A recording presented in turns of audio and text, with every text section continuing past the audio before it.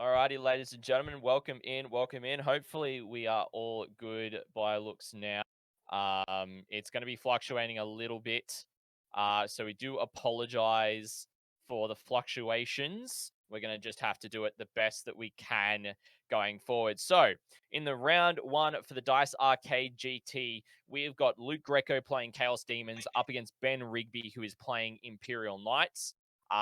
We're just going to swap straight to the wargaming scene to bring them up, get them all set up and good to go. And we'll just swap over to that. There we go.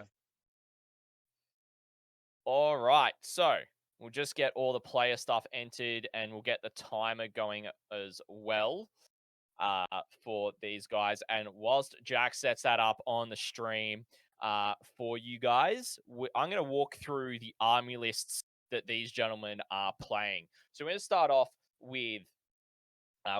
with Ben's list, who is running Freeblade Imperial Knights.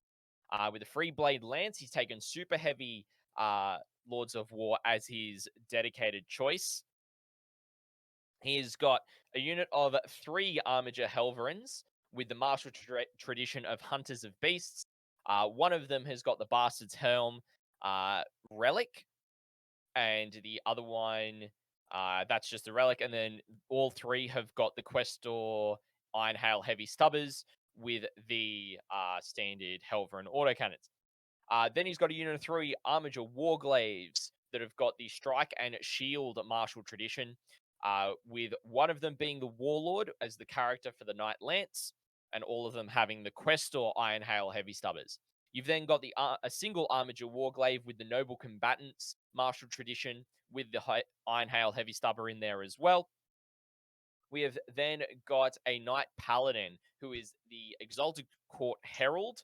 He's got the Helm Dominatus relic with the Ironstrom Missile Pod, is the Knight Baron, has got last of their line for the martial tradition, as well as the Heavy Stubber, Reaper Chainsword, and Rapid Fire Battle Cannon with the Iron Bulwark Warlord trait.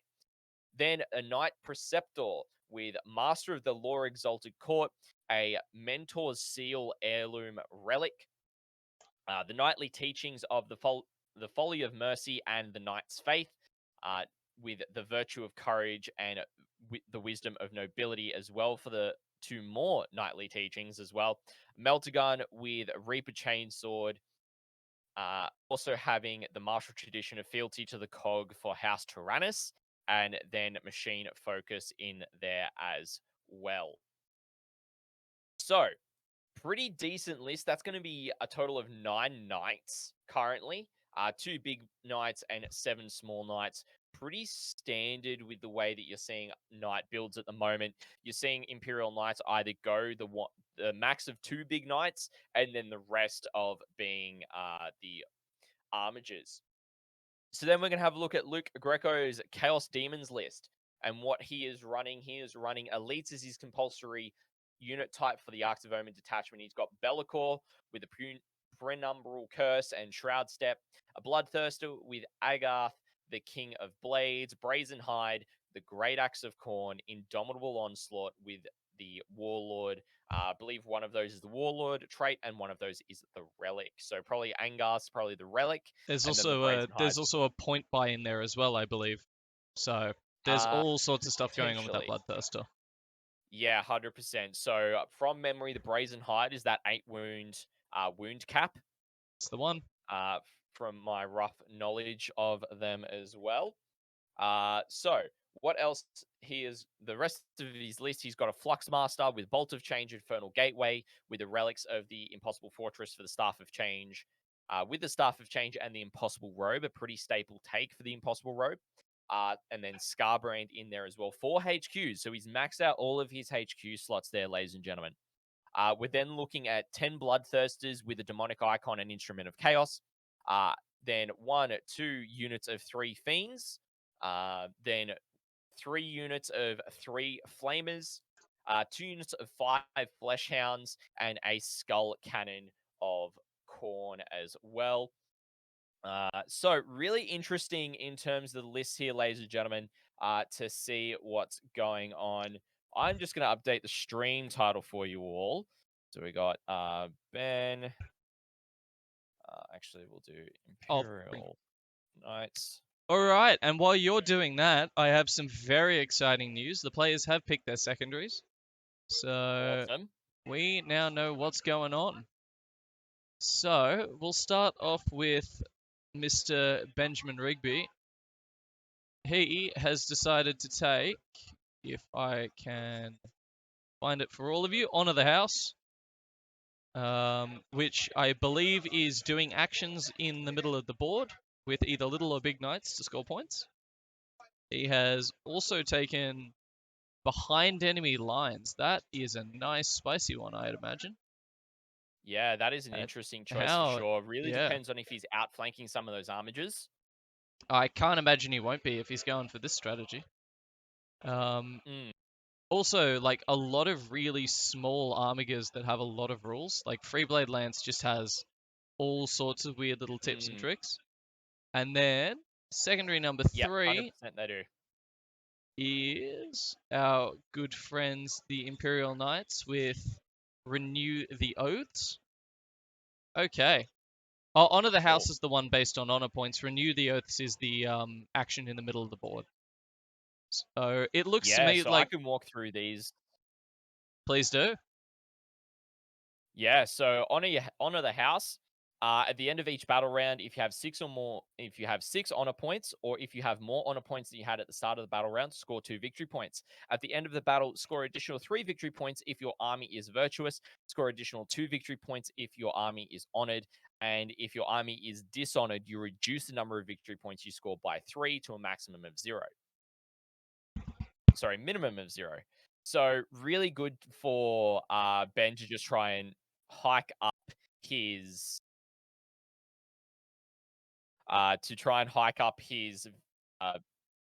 whatchamacallit, honor points as soon as he can.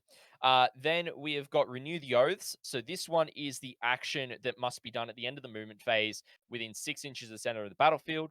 It's complete at the end of your turn, providing the unit's still within 6 inches of the center. For each unit that completes it, you score 3 victory points if the action was completed by a non-Titanic model, 4 victory points if it was completed by a Titanic model, and 1 additional victory point if it was also completed by a character. And you roll 1d6. On a 4+, you gain an honor point. So you can really see the synergy between Renew the Oaths and Honor the House there in terms of the secondaries. And then Behind Enemy Lines, this is going to be the first time we're seeing this one since the change to it. So Behind Enemy Lines has changed to where you get 3 victory points at the end of your turn if 1 unit from your army is wholly within your opponent's deployment zone. 4 victory points if 2 or more units are wholly within your opponent's deployment zone. And Ben will also, if he does this with armigers, he'll also gain 1 command point at the end of the current battle round. So it means that if his army is CP heavy, he'll be able to get more command points by doing that objective. So by looks, if I just have a look at Ben's list, I believe he is starting on 1 CP. So really decent secondary to be taking to gain some more CP to be using here. We have then also got, for Luke's list as well, I'll just mention he's got 3 CP there to make use of as well. So we'll just get those updated on screen. And then looking at Luke's secondaries right now, we have got Bring It Down, which is a really smart choice going into Imperial Knights. Being able to kill stuff with his troops, which is probably not going to happen for Bring It Down because he's only got the 1 unit of Bloodletters. So he's still going to kill...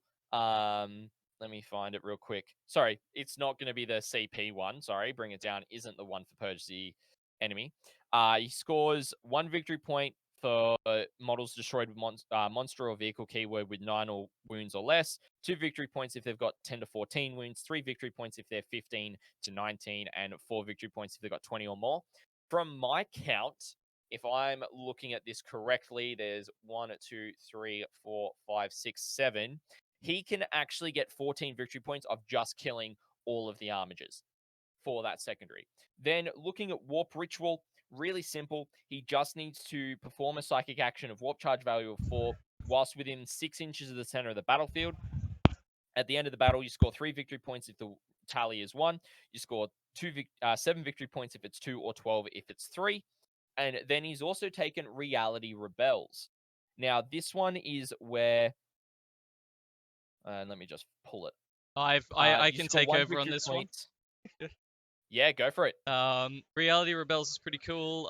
It works similarly to any of the ones you might have seen with Necrons or Drukhari, Herd the Prey, or the Necron equivalent. Basically, Luke wants to have more units in each of the table quarters than Rigby at the end of each of his turns, and he also wants more units in the center of the battlefield, within 6 inches of the center. So this seems like a really good option into Knights, because obviously demons should outnumber them, and as the game keeps going on, Rigby's going to have to spread to score his secondaries, like behind enemy lines, and renew the oaths, and that's going to give Luke the opportunity to basically overwhelm and hold all these various points and score a lot of early primary while he's doing everything that he wants to do otherwise. Yeah, 100%. 100%. So as we can see, we're starting to get the deployment going for the gentleman here. So you can see that Ben, on Tighter Conviction, he's really focused his deployment down behind that bottom right-hand ruin with 1 armiger in there, 3 behind, and then 1 of the big knights on the right-hand side there. And then on the left-hand side of that large ruin, he's got the 2nd big knight with 1 armiger sitting on that objective in his home field, and then another armiger on his left-hand side as well. I believe, if that count is correct, there is only Arno, and then he's got another armiger on the right-hand side, far right-hand side as well. So really interesting in terms of deployment that he's put the 3 directly behind, as well as seeing that he's controlling his home objective, whilst also being quite defensive in his deployment with only 1 armor just deploying within terrain. Then if we have, Jack has just brought up the deployment map, so you can kind of see where the objectives are roughly. By looks, they have done it flipped. So, or that might just be our view of the table, I should say, for what we're seeing as well. Yep. So It it's appears it probably is our flipped, view that's flipped. but at the end of the day, it will work the exact same way. It doesn't matter which side you do, as long as it's all equidistant. So that is good. Basically, how do you feel about this mission, Scotty? Because I've always found Tighter Conviction really interesting, and with 2 big combat armies, this is going to be a bit of a scrap. I 100% agree that this one's going to be a bit of a scrap, especially considering how the terrain's working on this map. Now, we did previously discuss this on the preview stream earlier in the week, but to pull it up, you've got a couple of massive large buildings in the deployment zones on either side. It would be left-hand side for the players. It's right-hand side on the bottom of the screen, left-hand side on the top of the screen. So we've flipped it unintentionally by looks. That's okay. We've then got the pieces of area terrain on the left and right, bottom left, top right on screen. You've got the crates in there as well. I think with the lack of craters here, the area terrain is going to be allowing you to have that difficult ground, but I'm not certain if that got fixed up because it may have been unintentional from what I've been seeing in the Discords. So I think this is going to be interesting to see who lasts longer in combat. I think what you might see from Ben is the armigers will hold back whilst the warglaives go out to do stuff. And we just got a handshake, so we may see who actually is going to end up getting first turn here. I think we might cut to them just to see what they're talking about. What do you reckon? Yeah, let's turn to the players and let's hear from them. 3 left. And that turns into a 4 at the start of my turn. Yeah, so at the start of my turn on B2, I'll have 1. Sure. Alright, so I'm going to do my warp.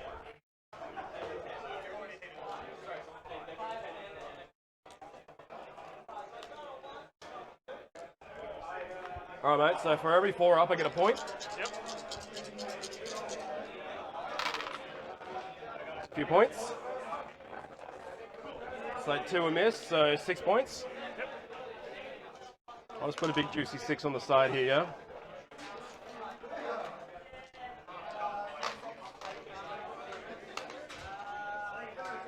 All right, first turn. I got nothing for command phase.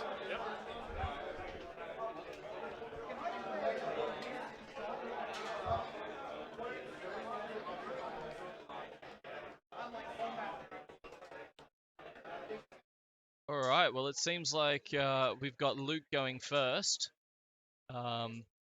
which could be pretty good for him, but also not amazing. I actually think both players here almost would have wanted to go second. It does give Luke a good Yeah. opportunity to start pushing out and really keep Rigby's army boxed in and under pressure.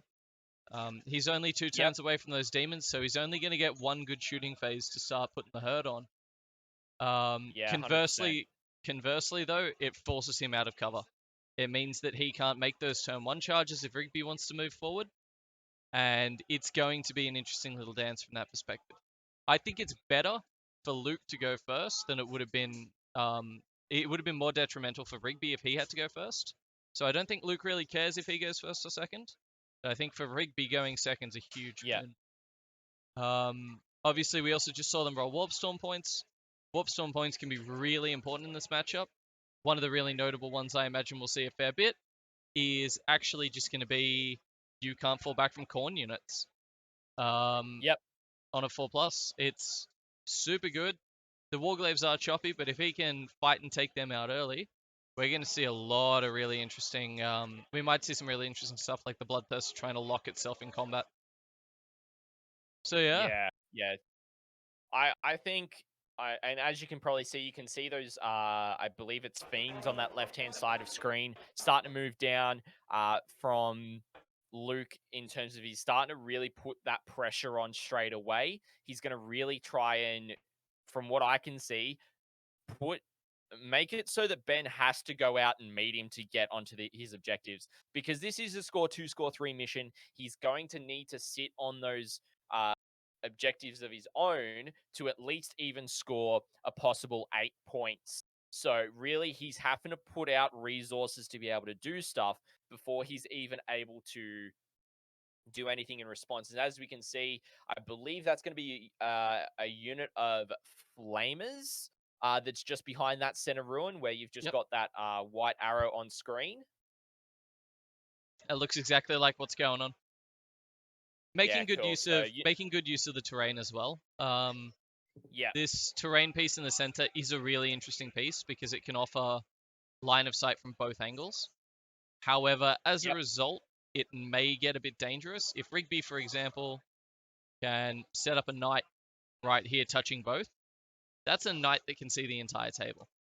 So that hiding space is good. It looks like he's also dropped a character down there as well, just to really try and hold that 1 point while his Skullcallan holds the back one. And then Bellicor... It could also...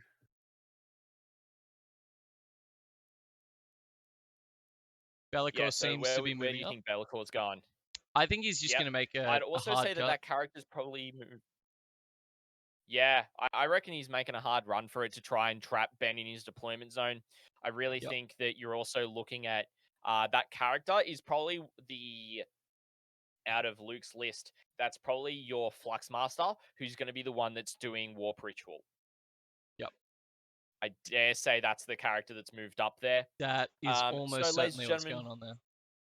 Yeah, we have got a prediction up in chat for those watching. If you do want to put some channel points on the line to pick who you're wanting to win this round, and you can win some channel points in return for that. It's just something we like to do for a bit of fun as we do the live games as well. And so, yeah, it's really interesting that we can see, you got the Skull Cannon on the backfield objective. You've still got Bellicor on the left-hand flank with the Bloodthirster on the right. I think that's an interesting split because it means that Bellicor is going to be able to make use of that centerpiece of terrain once he moves out. Really use... I'm not 100% certain what his number of wounds are, if he does pass that 18 wound cap or not. Bellicor does pass the 18 wound cap, so... Okay. So Luke's going to really be playing the line of sight game with him here and try and make sure that he stays away from Ben shooting for as long as possible. Whereas that Bloodthirster being the 8 wound cap Bloodthirster should not have the same issue that Be'lakor would, and just be able to come up and maybe stage for a turn 2 charge is what I probably think Luke might go for here. So Yeah, we're I about to mean, see some of the Flesh Hounds move as well. one of the other things I'd really strongly consider from Luke's perspective, and one of the things you see a fair bit with demons, is that demons can be a really interesting army where Be'lakor acts purely as a distraction kind of effects. Most Yep. armies can't take down Be'lakor. Even an Imperial Knights army like Ben's with all of these guns will struggle to take down Be'lakor. So he does offer a taunt, if you will, turning around and challenging Ben to try and take him out. When a lot of the time the answer is to be diligent. Put your 8 wounds on the Bloodthirster, take out as many Cornhounds and any unit that you can stop Greco from moving around and playing the game with is going to be so much more important. So I'll be curious to see if Luke offers Be'lakor out as a distraction, or if he moves a bit more cagey. Because at the end of the day, I'm confident Rigby's gonna have angles on a fair few things, and he's gonna do damage. It's just whether or not you tell him what he's gonna be shooting at, or if you give him options. Yep, for sure. And as you can see, we got Fiend Gaz in chat saying that demons don't gain much from being cagey. You're right there. And as you can see, those Flesh Hounds with a unit of Fiends on that right flank of sitting on that right-hand objective with the Bloodthirster sitting there as well. And we may try and get a cleaner picture of the table when the other players are going. But I think that's about it from us for now. Let's turn back to the players and hear how they're going during Luke's movement phase for turn 1. Warp Ritual, all that stuff? Yep, Warp Ritual. Rally Rebels, 1, 2, just 2 points so far. Jackson, okay. Some guys stolen our pen.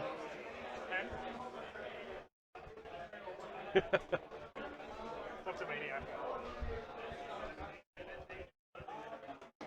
So 2 points for Rebels. Yep. 1 point for Ritual. Yep. And bring it down, nothing yet. Yep. Rest is yours, mate. Actually, I'll hold over here.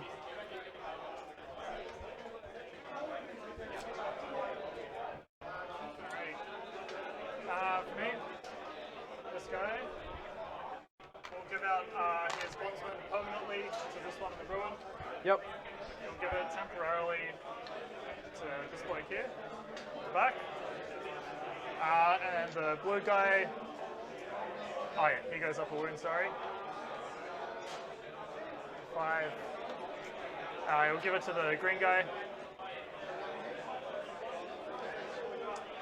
Now do his. So on a 2+, he'll give out his 5-up Inno Just quickly, Jack, do you want to mute your mic and my mic?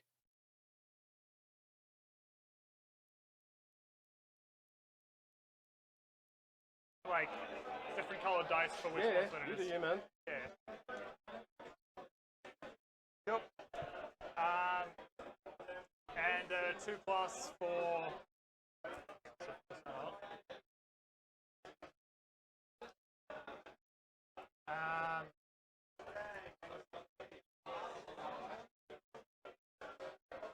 Yeah. 2+ for this guy to action and shoot. Yep. Or go off. Bring us on a movement now.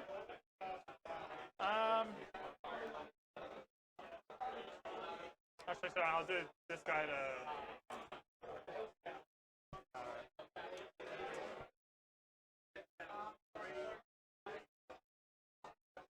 Doesn't really matter. I'm not going to do any action with any of them.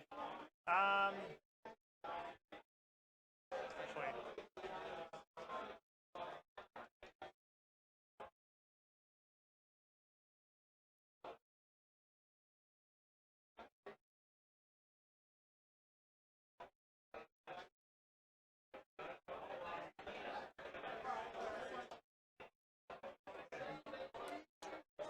Check one thing.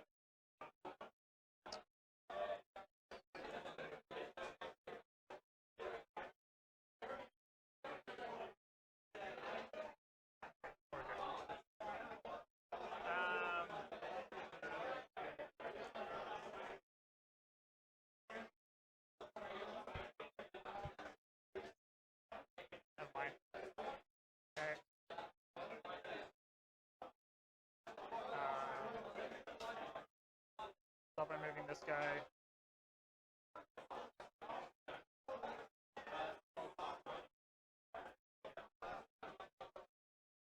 This guy back here. This guy's going to move 12 to here, so he can do his action.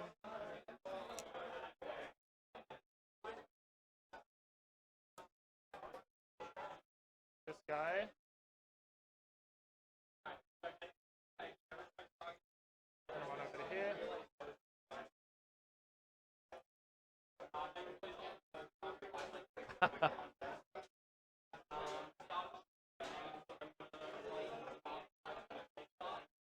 He ignores involves, right? He's the one that ignores involves in combat? No, he doesn't. But he's got the 8 wound cap. He ignores He's the one, involves and he right. can ignore involves. Cool, okay. You're welcome to charge him. It's fine. Let's have a crack. Not a charging, just I don't know, shoving people at you. Yeah, fuck. Screening's a bit hard. Okay. Fuck that guy there.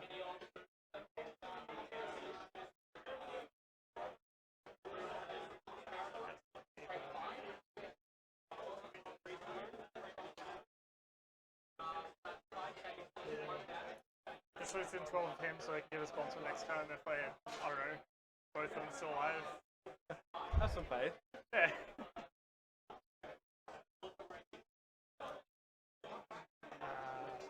This guy. Here. Line of sight of that guy. Don't forget he's got the wound cap as well. Yeah, I know.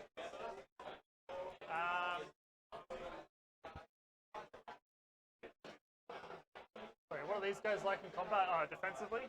Defensively, a 4 up against shooting, a 5 up against combat. Yep. They got strength 5s and 2 damage apiece basically, and one hail with 3 damage. Oh no, like what do you like defensively? I mean, What am I like defensively? yeah, like That's how many wounds, toughness? Oh, 4 wounds. Toughness 4. 4 wounds, not 4. Okay, that's annoying. Just charge him too. No?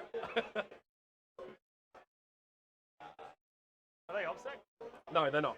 Okay. I've got 1 unit in my army that's obsec, that's the Bloodletters. Yeah, fuck it, let's go for it.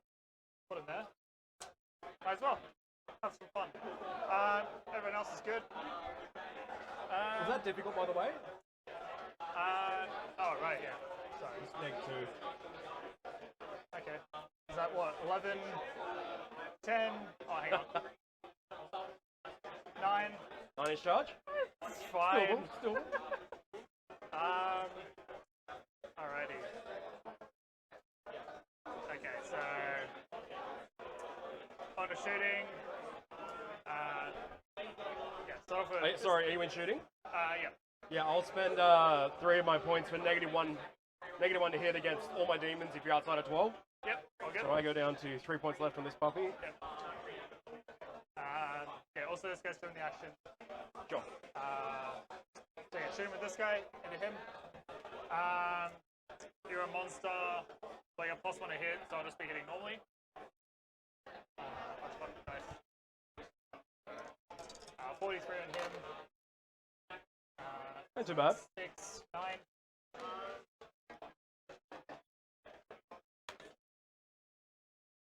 Hitting on 3s because everything cancels out. Don't get 2 rolls, pretty good.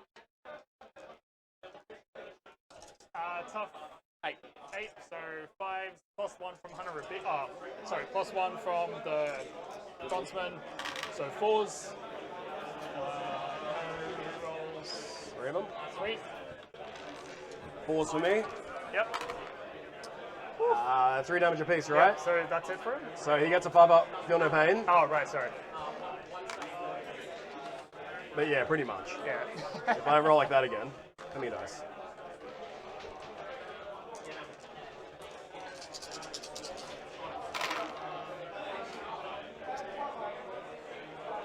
So 2, 4, 6, 7. You're 1 away from cap. Okay, let's try the stoppers.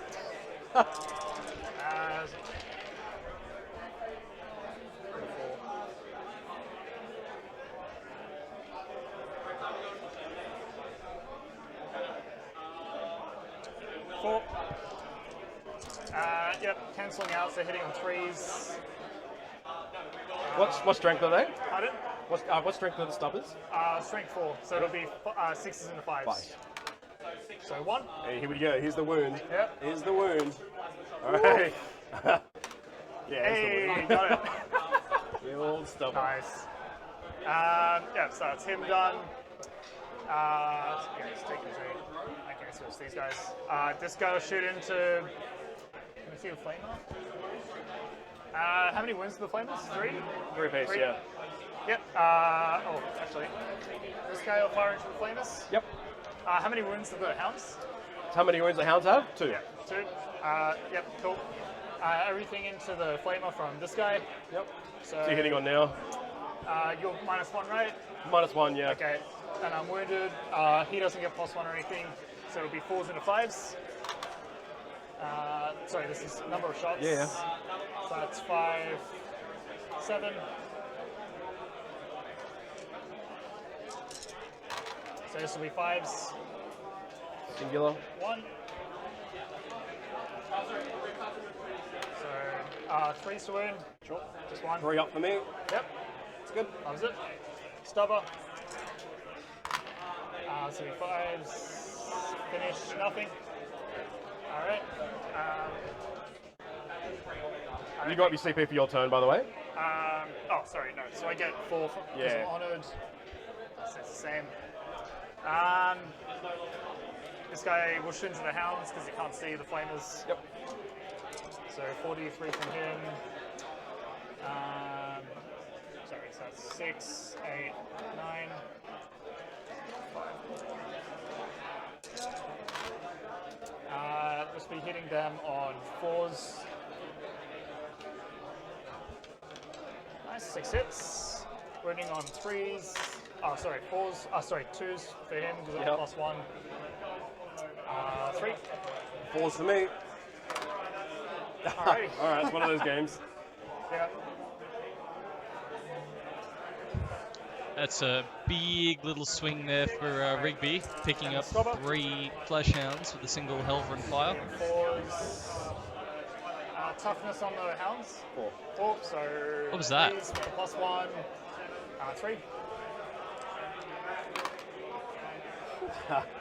Yep. All right. And this guy will go into the flamers. Yep. So his big gun. Those will both miss. And the stubber. So I'm within 12, right? Yep. So I'll be hitting normally, rolling 1s. This one here. Flamer's toughness. 4. 4. So 4s, rolling 1s from the bondsman. Just 1 stubber. Spum. Yep. That's good. Cool. Do the big guy into the flamers. Yep. 3 wounds. I'll do the big gun first. Yes, this will be everything into the flamers.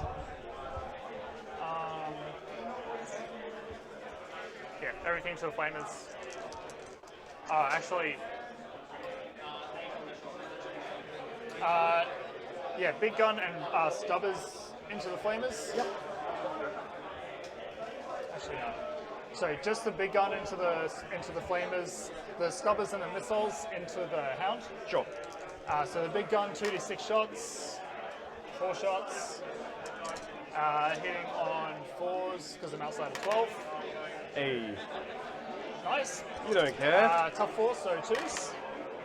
Lovely. All right. Now for the, 3 up? Yeah, involves? 3s. Oh, It's alright, I can't roll them anyways. Yeah, I'll spend 3. 1 CP for this one. Yep. I would like my flamers around. Yep. Cool. So 1 dies. Just 1. All right. The missile, d6 for 1.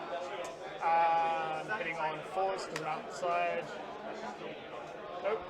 The stubbers, 8 shots from 2 stubbers. Hitting on 4s. Cool. 6 hits. Winning on 4s. for 4. This into the hound, hey. Yeah. He dies. Sweet. I got him. Alright. So that's these 4. These 4. This guy will fire into the... Yeah, so you got the fire and shoot from this guy. He'll fire into the... Oh, sorry, action and shoot. He'll fire into the flamers. He's outside again. Big gun. Big on 4s. Rolling 1s from his bondsman. Doesn't help. Stubber. Those 3 hit. Falls to wound. 2. Oh, sorry, real 1s from bondsman. 3. One win left, okay. Alright. This guy can't see anyone. This guy...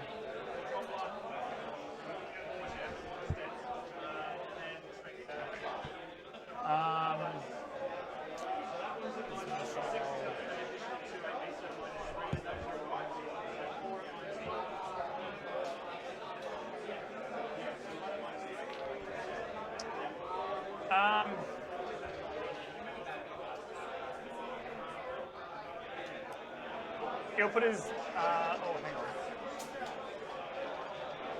Your -1 to hit is a -1 to hit, right? It's not ballistic skill? Yeah, no, it's -1 hit, yeah. Okay, cool. So if I fire this... Oh, no, I can't say, hang on. Okay, yeah, cool. No, never mind. Yeah, missile into them. Seems to be a big gun very and good phase out of main Rigby. profile into these guys. Yep. So I'll do the missile first. D6 shots. Hey, there you go. Six. Hey, Some there luck we go. now. And now I Hitting want. on 4s. For 3.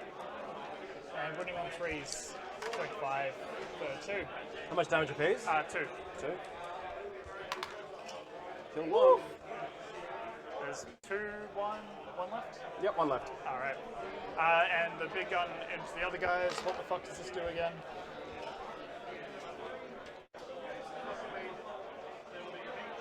Alright, D6 shots. For 2. Hitting on 4s. You get to reroll 1s at all? No. That's only on the bondsman Yeah. with the red one. The big ones don't get rerolls. Cool. This guy hasn't started yet. Yeah, this guy will pump. You'll put the stubborn in them, might as well. The big gun into them. Malta? Yep. Actually, everything into them. Sure thing. The big gun You're inside of 12, yeah? should be on them. It doesn't matter, I think the 2 misses anyways. Yeah, you're inside, you're inside. Yep, 2 misses. 3s to wound. Nope. 3s? Isn't it melted strength? Oh, they tough 4? Yeah, that's double. So correct. that works, yeah, that works. that wins. But a 4 up for me. Nope. Standard. How much damage? I'm within 12. It's 24 Like inch. something +2 maybe? Yeah, I just need to make sure it's 24 inch range. I guess if you don't roll a 1, I'm good. 30 inch, I mean, so it's in wait. 15, D6 +2. Yep. So I just need to roll Yeah, a 2. 1 does. Cool, got him. And the stubber into them as well. Overrolls. Yep, 1 wound. It's good. Sweet. Alright, now onto the charge. Charging into them. Sure thing. Overwatch or nah. So I needed a 9+. That's a 7. Would you like to reroll, sir? Yeah, fuck it, why not? Yeah, I mean, waste that CP. Here to have fun. Nah. Alright. Points. You got the book? Yes. Go. What'd you score, Brother Bear? Alright, so I'm not going to go off the honor, so the only points I'll get will be for Renew the Oaths, How many? which I'll get 3 for. 3? Cool. Your turn? Start of my turn now? Yep. Alright, I can't use any of my extra abilities. We all go up CP, don't forget that. I'll do my war, but let's see, I'm holding 3, Yep. but not more. Yeah, we both got 3. So 8. Bring it down to rituals, not yet. And I'll do my warp. So 4s are good. Yep. Okay, so 7 of them. Sweet.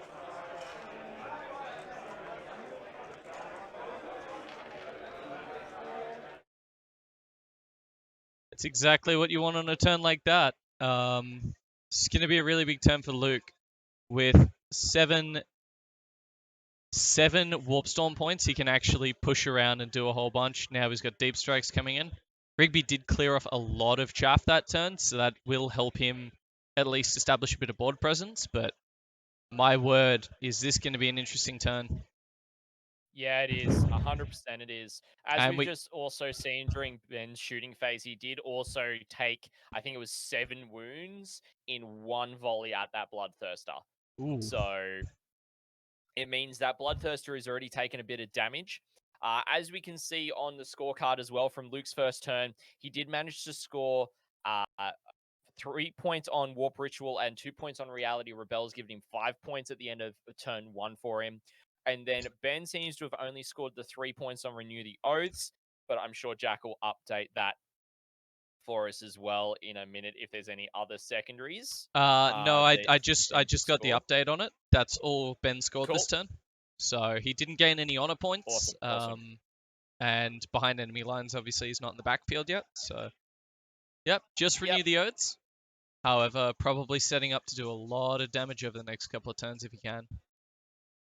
Oh, 100%. So as you can see, you can see Luke trying to position that Bloodthirster as best as possible to multi-charge the Armiger and the Big Knight, which is a bit of a bold move, I would say, to do both, particularly with it already wounded. But the thing is, it can only take 8 wounds in the assault phase, so it means that you may see some spicy Overwatch coming from Ben before he goes in there. Now, if you look in terms of the positioning of things, you've got the Fiends on that left-hand side, but the Hounds on the right-hand side have also been deleted. I can't actually see where those bloodletters are currently on screen. I believe Maybe they'd they're... probably be up in Deep Strike so far. Okay, cool. So they're in Deep Strike. Interesting. So they might be a bit of a late-game ability to come in for Luke to just try and get some good positioning with that.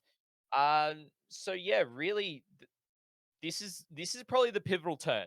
I think you're right there, Jack, that this is going to be where where Luke is going to want to hit hard and do as much damage as he can before the Armigers get a chance to hit back. Yeah, and importantly as well, one of the benefits of Luke going first and weathering that turn relatively well is he now actually gets to put the pinch on Ben's primary.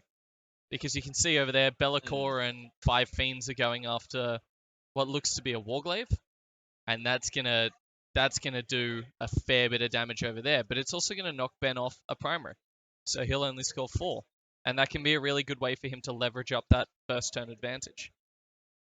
But I think this is all going to come down to what that Bloodthirster does. Because I think if he can take that Bloodthirster off the pitch early, that's going to be one of the biggest units that's going to cause Ben trouble. Oh, 100% agree. 100% agree here that Bloodthirster is what's going to cause the damage until Be'lakor comes in. And as we can see, Be'lakor's starting to move up on that left-hand flank. Luke trying to get some positioning. So what we might even see is we may see the Bloodthirster go in, try and tie up one of those big shooting knights and just try and stay there for a turn. And then when it comes into the next round, Be'lakor might come in, try and knock off an Armiger or 2 as well, and just see how things are going there. It'll also be interesting to see what is used to reinforce that objective in the corner, because I currently only see 1 Flamer on it. And that is one of the benefits of Rigby taking out 8 of like Luke's models, is that he actually doesn't have as many things to hold the objectives with. So we'll see what Luke does to respond to that. I think I'm going to let Luke explain. Agree there. I think I'm going to let Luke explain what he's doing with his movement phase, because I think we're about to see some deep strikes, and I want to hear it out of the man himself. Enter this little guy here. Yeah, for sure. So let's turn back to the players. 4 pinball on him. Damage? 1 each, just 1. One each. Cool. Takes 2. Yeah, okay. This guy's going to shoot. Yep. He's going to shoot at the guy at the back. Yep. How many shots again? Just 4. Nice. Is it though? 3s. Instinctive action. Yeah. I don't blame you. 3s again. There you go. 3 of them. -2. Yep. 5 ups. Makes 2. 2 more damage. 2 damage. He's got no bondsman, so he takes 2. Down 3.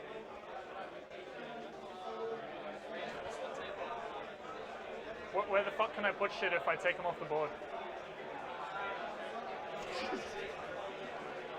What turn can I go in his deployment zone? What turn can I go in his deployment zone? 10-3. Cool. This guy's going to flame this guy. Or that unit, sorry. 3 plus whatever this is. Yep. 12 plus 9. What's that? Math is hard. 21. Yep.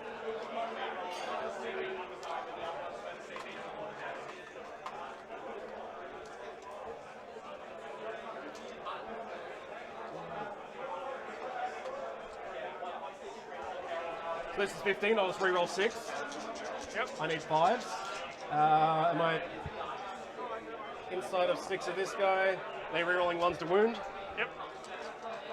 So I'll re-roll the 1s to wound first, and then do the extra on top. So 1s to wound. Okay. I picked up one of my dice. Oh, cheating! I rolled a 6. What am I doing? I'm picking up 5s.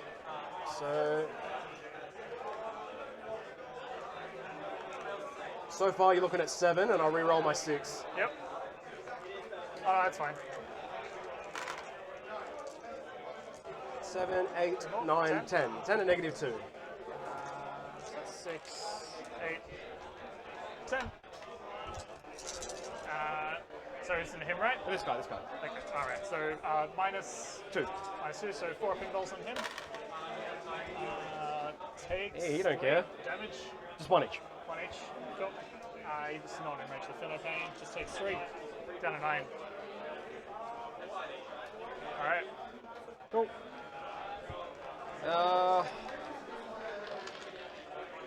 Do we even bother flaming this guy?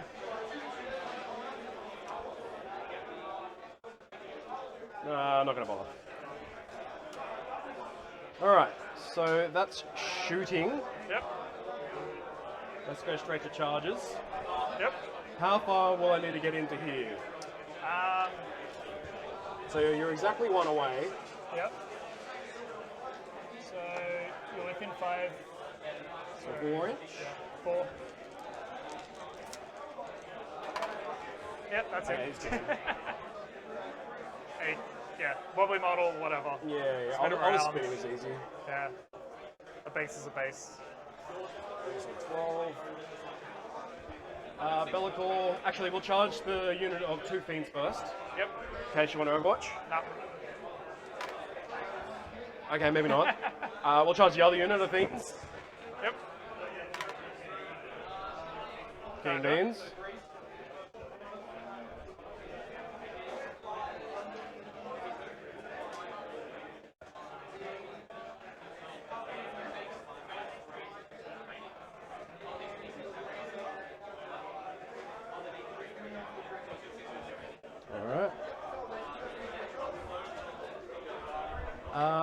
Bellicle's going in. That looks like to me a 6-inch charge. For Bellicle? Sorry? Bellicle? Yeah. Looks like he's within 6. It's within 6? Yep.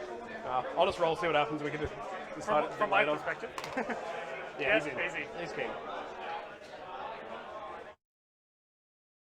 Big charge phase there. My word. Bellicore, Fiends, Bloodthirster, everyone's in. Yeah, so it looks like Luke's trying to really do a hammer blow this turn to really kill a couple of knights. If he kills I say that Armiger on the left, the yellow Armiger there, that Bellacor's in with the Fiends. You might even see the Armiger go down on the right, unless that he decides to go after the big knight. Depends on the damage output of the Bloodthirster as well. The Bloodthirster shouldn't be phase capped or shouldn't be wounded yet. I think it's on 12 to 13 wounds, which is important. So that Bloodthirster could decide it wants to split. I might cut back to them to see what's going on. Yeah, for sure. We're all good. And strength 16, so 2s again. Yep. Alright. -4. -4, so... It's 4 plus D3 damage. So that's he's already, I think, dead. Alright. Not going to explode. Cool. Piece is gone. Would you like to interrupt? For 2 CP, You good? I'm good. Alright, Bellacore will just Doesn't really do do his much for thing. me. He's going to do his big swing. 2s rolling, Yep. all of them. Strength 12, so 3s. Yep. Ooh. So that's 9. How many wounds do they have each? 12. That should be enough to kill. A -4, no involves. Cool. Sorry. Damage. D3 plus 3. So, Alright, easy. Yep, sweet, yeah, he's dead. that's a dead boy. Does he explode? Do you want to explode? He could make him auto-explode. He could make a little one auto-explode for free, but he's not there. Yeah, Spend the fuck it. points? Yeah, it'd be worth more again than someone else. 1 CP, so on the unit of 3 Fiends, take 2. It's a bit rude. Yep. The other unit of Fiends? How far is the explosion? 6 inches. Yeah, okay. So it's just that. Yeah, so So unit unit of 3 of 3 takes 2, did you say? Yep, 2. Yep, go for gold. What else So is unit next? of 2 takes 2. 2 again. And what else you got left for me? Bellacore? Yep. Bellacore takes 2. I mean, you're consistent. That's a Yep. plus. Alright, and I'm gone. You get to fight me. Yes, I do. So I get 4 attacks. Minuses to hit or anything, or... No minuses, no. Okay, so top profile. You charge me, so I get +1 to hit. So I'll be hitting on 2s. I'll use my big profile. All hit. Toughness 8. 8. I think I'm strength 10. Surely you're strength more than 8, right? I'm not going to be strength 16, so Yeah, it'll be yeah. 3s So 3s. regardless. Rerolling 1s. Yeah, you're very nice. Bondsman. Yep. 4. 4s for me. Yep. 3 damage apiece. 3 apiece. Yep, so Alright, 6. so 6 so far. Let me roll my Feel No Pains. Actually, Yep. I'll spend 1 CP So reroll. to reroll one of those. Yep. Yep, So- 3. And only I'm 1 up. damage.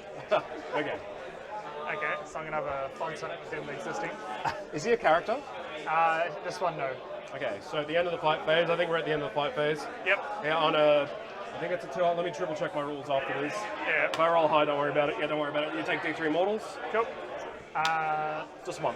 Just 1. Yep, just 1. Out of 9. At the end of morale phase, I'm going to start healing everyone. Yep. I'm going to use 5 of these points, so I go down to 2 now. Yep. He heals D3. 3, of course. Lovely. 13. Bellacore heals D3. Yep. 1. The Fiend's closest to me, the unit of 2. Yep.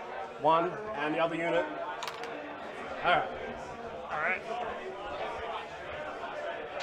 So 1 goes to 3. 3. I'm going to do some scoring. Unit in this corner, unit in this corner, unit in that corner, more than you as well. Yep. 1 in the middle, not more than you in there. So 1, 2, 3, 4 points for Reality Rebels. Cool.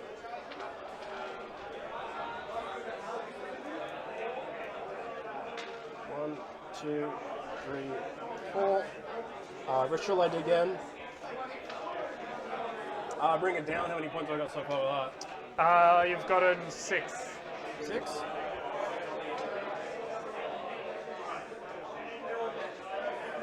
And what's the mission? I hold something in your territory. Yes, what you do. So I don't know. You get 2. 2 points?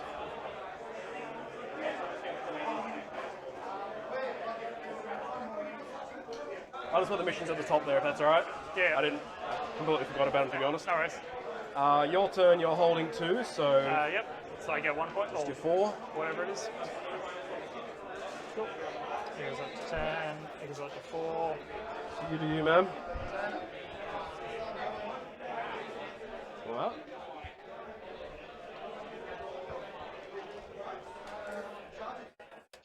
Alright, that is a huge turn out of Luke there. 100%. Saw the bloodthirst, and then at the end as well to use 5 Warp Storm points to heal D3 wounds. Negated pretty much all the damage that Ben delivered through combats and explosions there. Obviously in the chat we are seeing a really interesting point. I really agree. I definitely would have brought down the Bloodletters this turn. Just to try and pinch that Armiger in the middle. Because I think that Armiger in the middle is now going to make a Hail Mary run at a Flamer in the back corner just to cause some chaos. And I think that could have been really easily mitigated by just having that unit come down just to support. But we'll see what Rigby can do, because that was a lot of points out of Luke. 7 bring it down points in 1 turn. 1 Big Knight. Yeah, right. And then the little single Armiger, correct? Oh, my apologies. I think they got the bring it down wrong, and I think then I did it as well. Because it should be 3 points for the... It should be 5. Yeah, 5, not 6. Yeah. And then I had that as 7. Yep. Okay. Still, huge turn. Yeah, massive turn there for Luke, 100%. Being able to kill one of the big knights was crucial right there. And I believe that was the... If I just look at his list, that was the Paladin, not the Preceptor. Correct, yeah. So it's the one that's got the rapid fire battle cannon that can put out mass amount of shots. But as we can see now, Luke, Ben's starting to push back a little bit with some stuff. And Fiendgaz does make another great point that middle Armiger that's on that objective can push to get that free action done for Ben to get some more honor points as well and score some secondary points there too. So that's going to be beneficial for him with that, which he really needs to start scoring these points going forward here. Then if we're looking at it, if Ben has only managed to score the 4 points on primary, and he really needs to bring those Armigers out and push Luke back at this stage. What I would be doing if I was Ben, I'd be looking to fall back that Armiger out that's in combat with the Bloodthirster. Don't give it another swing. I'd bring out those 2 Helverins and I would just light it up. And I would try and get it as wounded as possible. I would actually probably send that Armiger. I'd fall back forward, funnily enough. I would send that forward to being on to one of the objectives that's being held by the Flamer currently in that top right-hand side of screen. I'd send it on there, so then that way it takes that objective from him, and it either means that the Bloodthirster has to go back towards Luke's own deployment zone to deal with that Armiger, or it gets left there being OBSEC holding that objective. That would be something I would look at doing, depending on the movement and how many wounds that Armiger's got left. Then the other thing, I would really think that we could push, really start to push out with those knights. Now that Bellacor's exposed himself, get some melters. I'd be looking to try and do as many wounds as possible to Bellacor this turn. Oh, yeah. Would be the other thing. Even though he's -1 to wound and -1 to hit, I believe... from my rough knowledge, I think it would still be important for Ben to try and engage and take them out. Oh, big play here. We're just seeing Ben move that Armiger. Yeah. The other option I would have... some deployment swapping here. Well, the other option I would have looked at there is going for the Skull Cannon. Purely because that's also behind enemy line points. And then that Armiger's all the way up in the back corner. It does mean that it would get absolutely murdered by the Bloodletters coming down next turn, because they can strat reserve in their deployment zone off their edge and just make a really easy 3-inch charge. Yeah. But I like that Ben's trying to put some pressure on. That's clever. Yeah. He doesn't really get the opportunity to play his passive game. Oh, there we go. Thank you for the correction, Finnegas. Bring it down is 4 for the big knights. Yeah. Yeah, so it'll be 6 there, sorry. And then he's also right that Luke's primary will be up to 10 because of the additional part of the primary where he scores an additional 2 victory points for controlling 1 or more objectives in their opponent's territory. Yeah, very good. So it's going to be... It definitely was a massive turn there for Luke. Now, we're just seeing what Ben's going to do. He's moved up the armigers, so that... I believe there is 1 armiger. So there's 4 armigers. There's 1 big knight down. Where has that other armiger gone? Or was that because there was only It might have actually gone off with strat reserves. That might be an option that Rigby has available. I'd have to double check that. Yeah, that might be something as well. So he may have decided now's the turn he's going to take 1 off, bring it back on. But yeah, really, it's interesting that he's kind of tried to do a refused flank to what the demons are bringing down on that left-hand side for Ben. So I think it's going to be interesting to see how Ben goes for the rest of this turn. What do you think, Jack? I think Rigby's really got to start pushing. I really like that swing up at the top armiger. He's got a couple more in reserves because he's only lost 1, so he's got 3 of them, or 2 of them in reserve right now, which is going to mean he gets a nice counterpunch the next turn. I'm amazed that armiger's staying in combat. Maybe he got told he couldn't fall back. Yeah, that does seem a little confusing to me. But otherwise, yeah, I think Luke's about to set up for another hammer blow turn by the looks of this. He's really got to start clearing some stuff or he's just going to get absolutely overwhelmed by those fiends and then the bloodthirster in the back. Let's switch over to them while they do some shooting, though, and see what they say. Yeah. So D6 shots into him. Hey, nice. 6, yeah. There we go. All right. 3s. Average. 4, and then 2s for 4. Scary. All right, all 3s. Here you go. Come on. All right, I definitely not. All right, he's going. Okay. So think about that roll again. Lucky that paid off.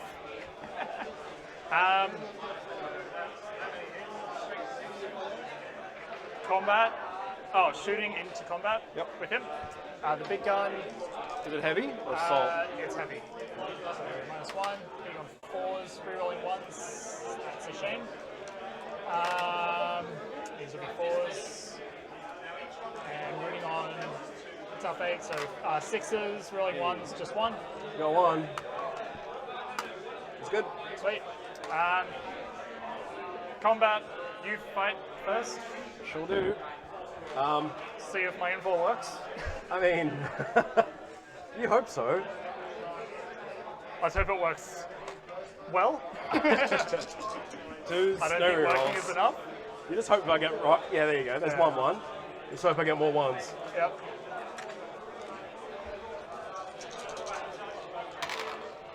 There you go. All right. Is that 5 of them? Yep. If you want to roll that, it's up Yeah, to you. sure. So 4 up in bowls. Hey, okay. Just 1 damage. So 4 plus D3. 4 plus D3. Yep. So 5 damage. Sweet. Okay. I'm happy with that. That's actually really good for you. Yeah. So you get to fight me back. Yep. But I'm now profiled. So hitting on 4s against you, rolling 1s from the bondsman. Hey. There you go. Sweet. And wounding on 3s, rolling 1s from bondsman. Yeah, okay, Nice. all right. Calm down. He's doing well, he got all 4 Yeah, last I know, turn too. right? All right, I'm just as good, it seems. How much damage? 3. 3. Got no pains. 2 damage. 2. Where's the 12? Alright. No more combat, but the end of combat he does mortals too. Yep. Definitely goes off. D3 for 3. 2's enough. Is it? Alright, yeah, so for me, I hold more objectives than you, so I go up in honor. Sure. That'll get me 2 points for honor the house. Sure. 2 points. I did my action in the center, so I get 3 points for yield. Or 2 whatever. points for honor. Sorry, the one at the bottom. How many for renew? Renew, I get 3. Yep. Any for behind? No. No, not yet. So my turn, I'm holding 2. Yep. So 4 for me.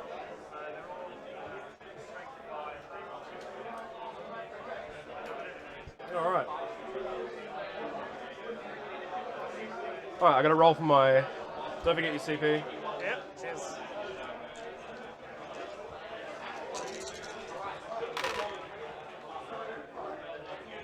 Big 2. Alright. I mean, I did get 7 last one.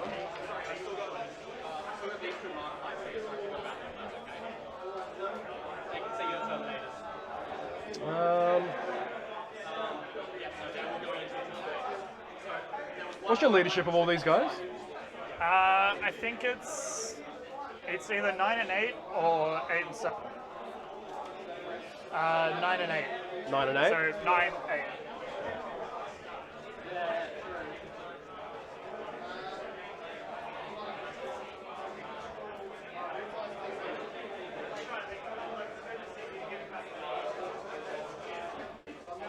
Is he OBSEC? He counts as No. 10. Yeah. It counts as 10, but it's not offside. He can be, but not this game. Yeah, right.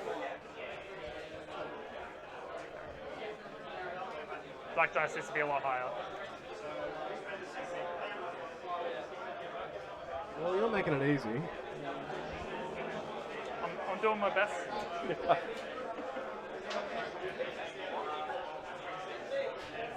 I mean, this wasn't really my best, but I did alright.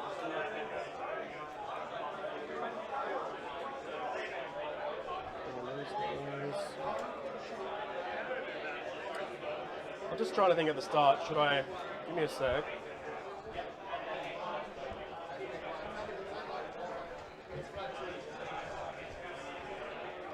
Maybe I'll give you an additional negative on leadership and I could deep strike in. A little easier.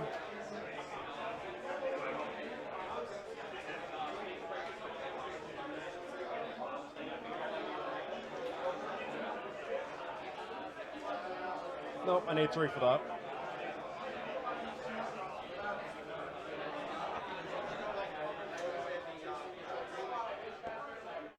Alright, so it appears we got a bit of a lull going on.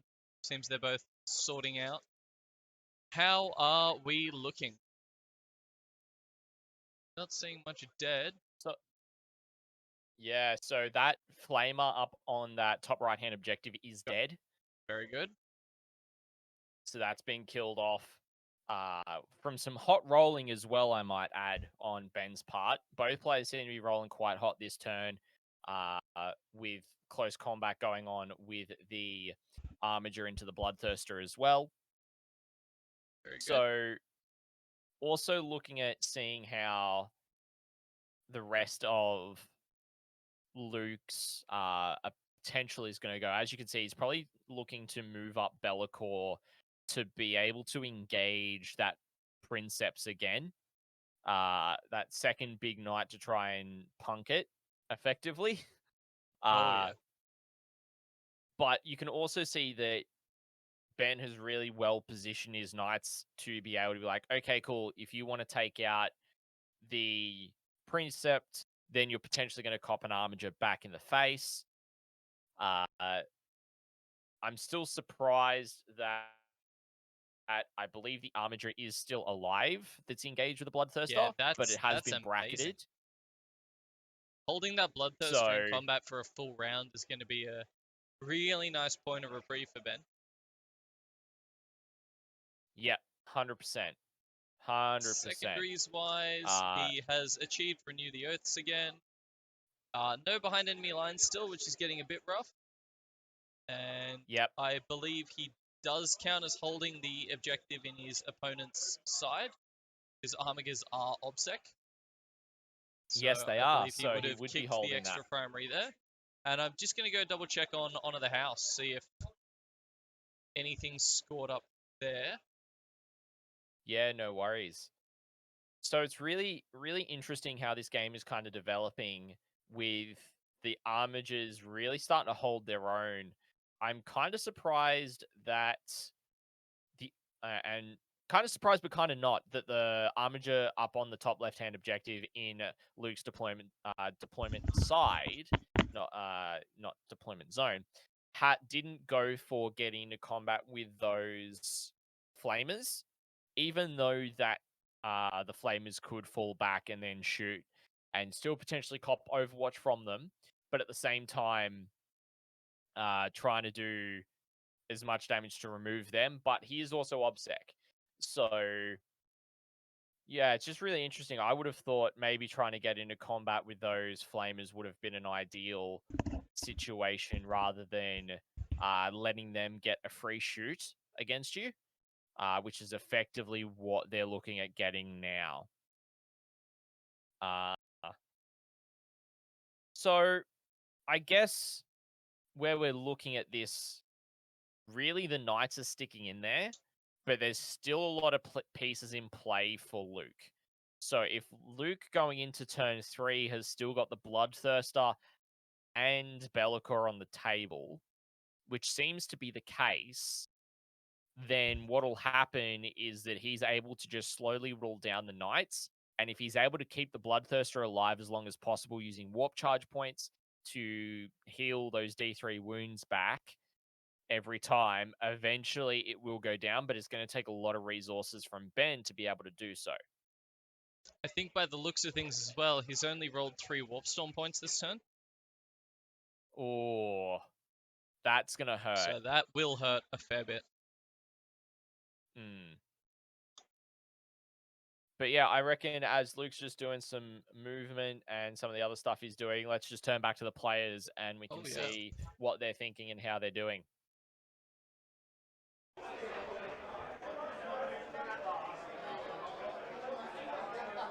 Cool. So now... I'd hate to jump in quickly, but we forgot about a Scarbrand, and oh boy, is that going to change this. That's yet another big guy that can start bullying around. But we will cut back to them, but just watch that Scarbrand, because that will change how this works.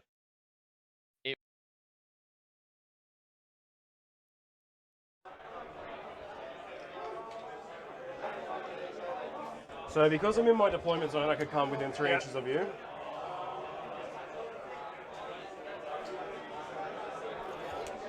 And I've got to make sure they're in my deployment zone. Yep.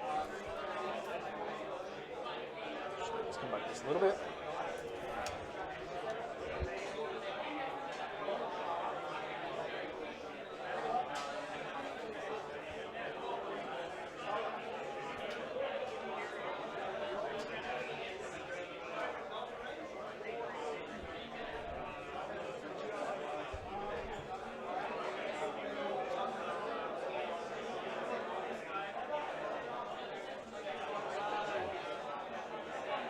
Cool.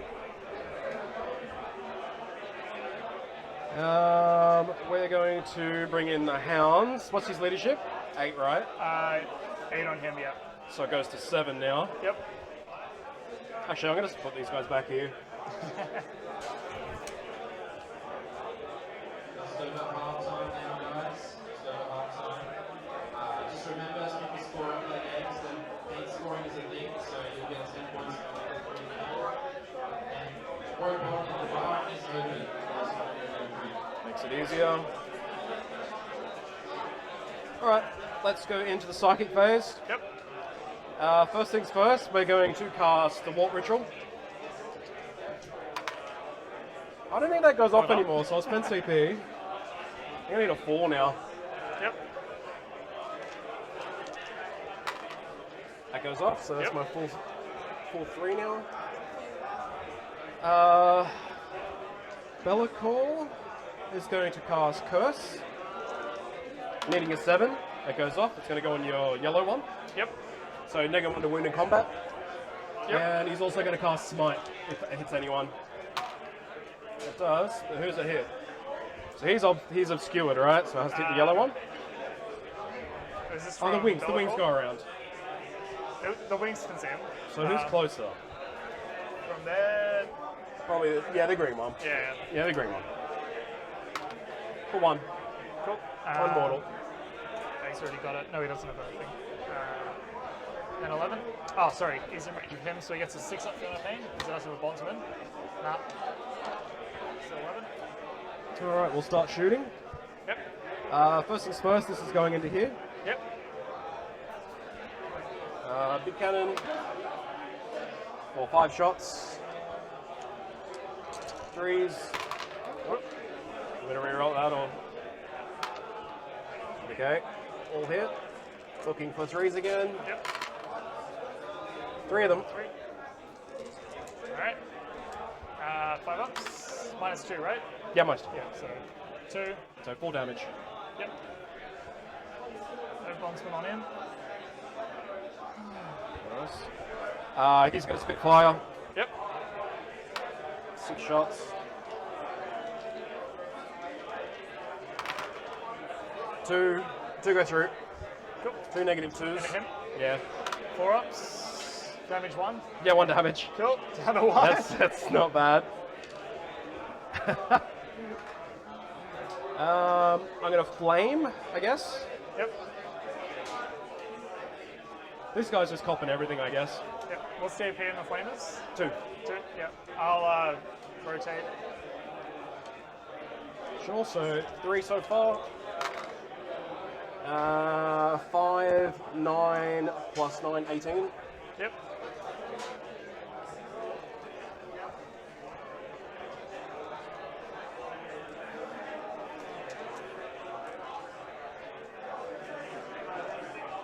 Next to Herald, so rerolling 1s. Yep. This squad isn't getting rerolling 1s for Bellicor to hit. Yep. So 3s to hit.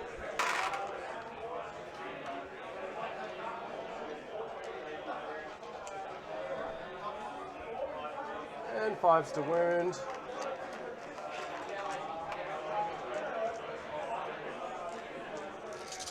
Rerolling 1s.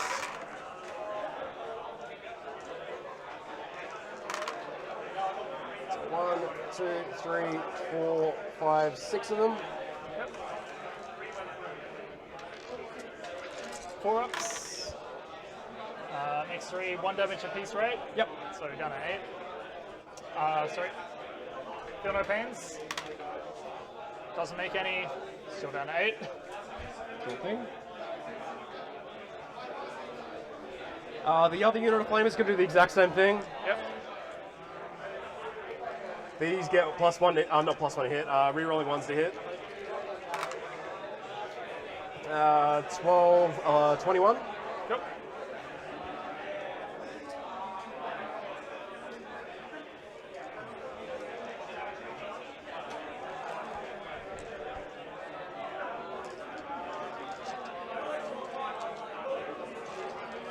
Twenty-one, 3s to hit, rerolling 1s. Yep.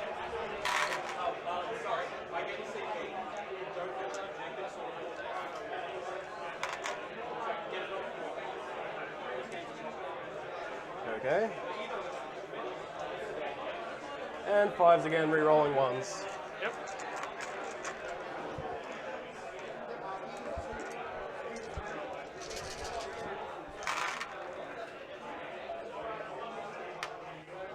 So 1, 2, 3, 4, 5, 6, 7. 7. You wanna? Yeah, 7 of them.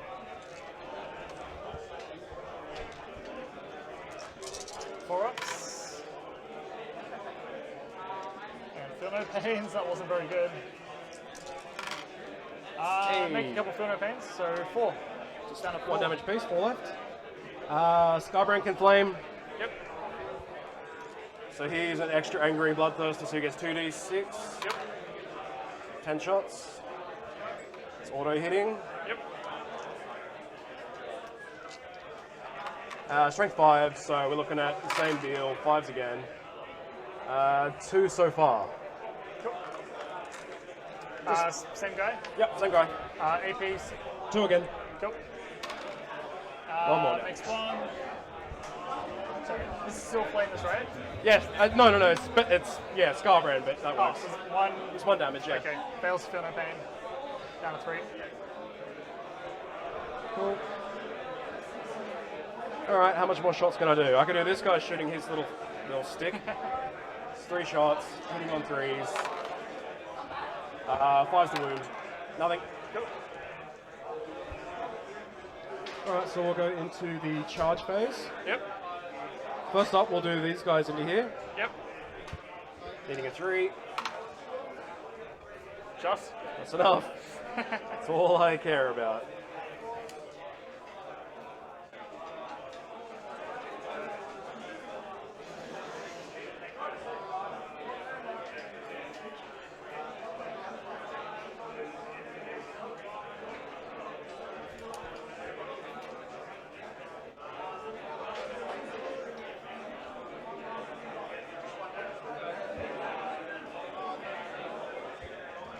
And the rest can just pile up. How far does Scarbrand need to be to both the yellow guy and the green guy? Pardon? How far does Scarbrand need to be to both the yellow and the green? To yellow.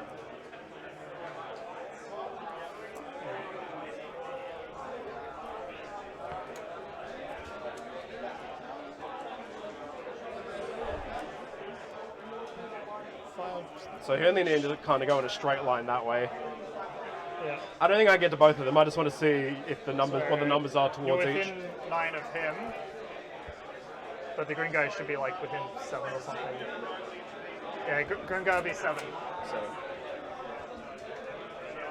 So that feels like a waste. 9 though, eh? Do I risk it for the biscuit? Oh yeah, Yeah, you reckon? Yeah. I've been. I do love biscuits. Yeah. So it's a 9-inch towards the yellow guy, yeah? Yeah. Gonna do it? I fucking want to. I mean, the safe play is definitely not that.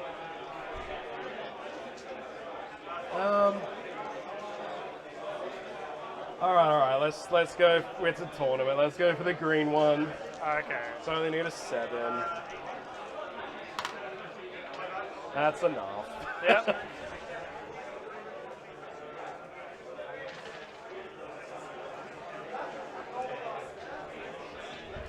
I mean, there's still not much I can do with the yellow, even. Huh?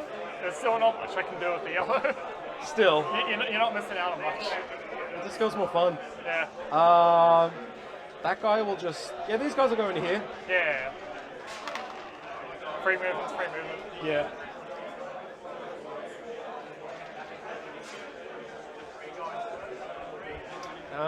That's all it so far. Yep. You can interrupt, but you've got fuck all to do it. We'll start with this. So we're just gonna pile into 3.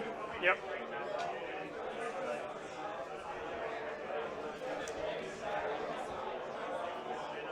So they get nice and close.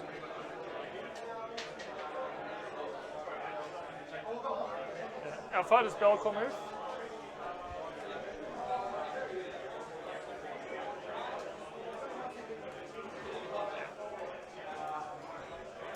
Let's try and get everyone. Sorry, how far does Bellicor move? Bellicor, 12 inches. But I can teleport him if I really want. Right. And these guys count as 5 per model, yeah? On objectives? Yeah. Yeah, so Alright. you'll have it over me. So 1's out. So we're looking at 9, Yep. 18 attacks, 19 for the champion.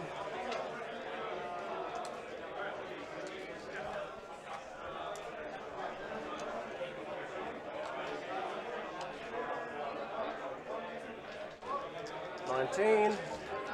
Hitting on 3s. Yep. No rerolls.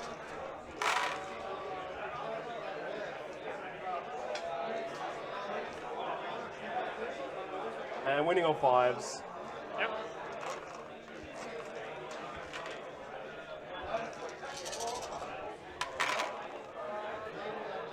One, two, three, four, 5 of them. -3. 5 into. Yeah, that guy there. -3. 6 ups. 2 damage apiece. 2 damage apiece. So I'm dead. Yeah, he dies. Does he explode? Nope. Do you want to pass Yeah, him yeah. over or? Oh, Thank you. thank you. Cheers. And I'll consolidate up. Yep.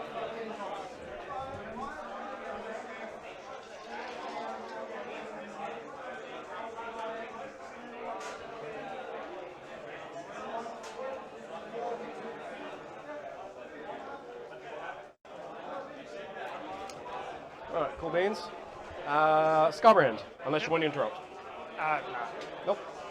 So he's got 8 attacks, +1 for himself. Yep. I don't think I'm within 6 of Bellicor, so not rerolling 1s. Yep.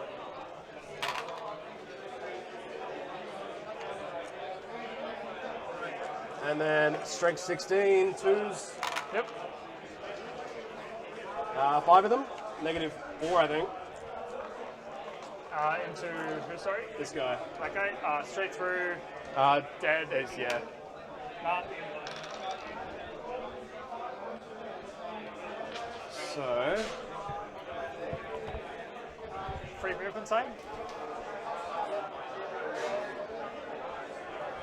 you gotta point me first. Yeah, I do. Let's go. 4 attacks, hitting on withstanding combat, so just 5s. For 2, no 1s. 3s, rerolling 1s from the bondsman for 1. One, bro. It's good. Cool. Yeah, he's Your should attack. be very dead, hopefully. Yep. Let's roll a bunch of 4s. 2s 4. and 2s.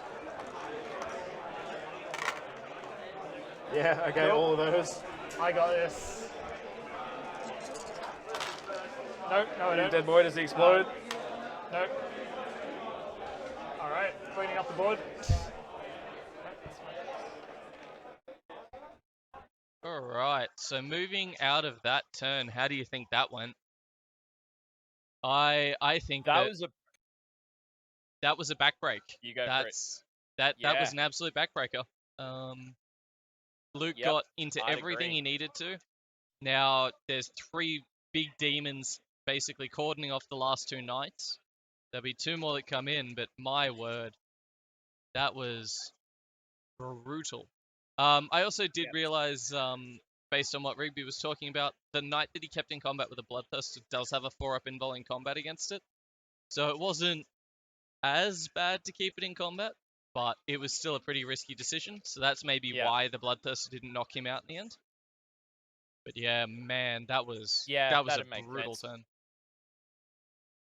Oh, 100%. Like being able to knock out at least three of the armages in one go, like from what the board state was, where there's still the preceptor, there's still an armature left, and there might be one more that's yet to come on from strategic reserves, really is going to be limiting.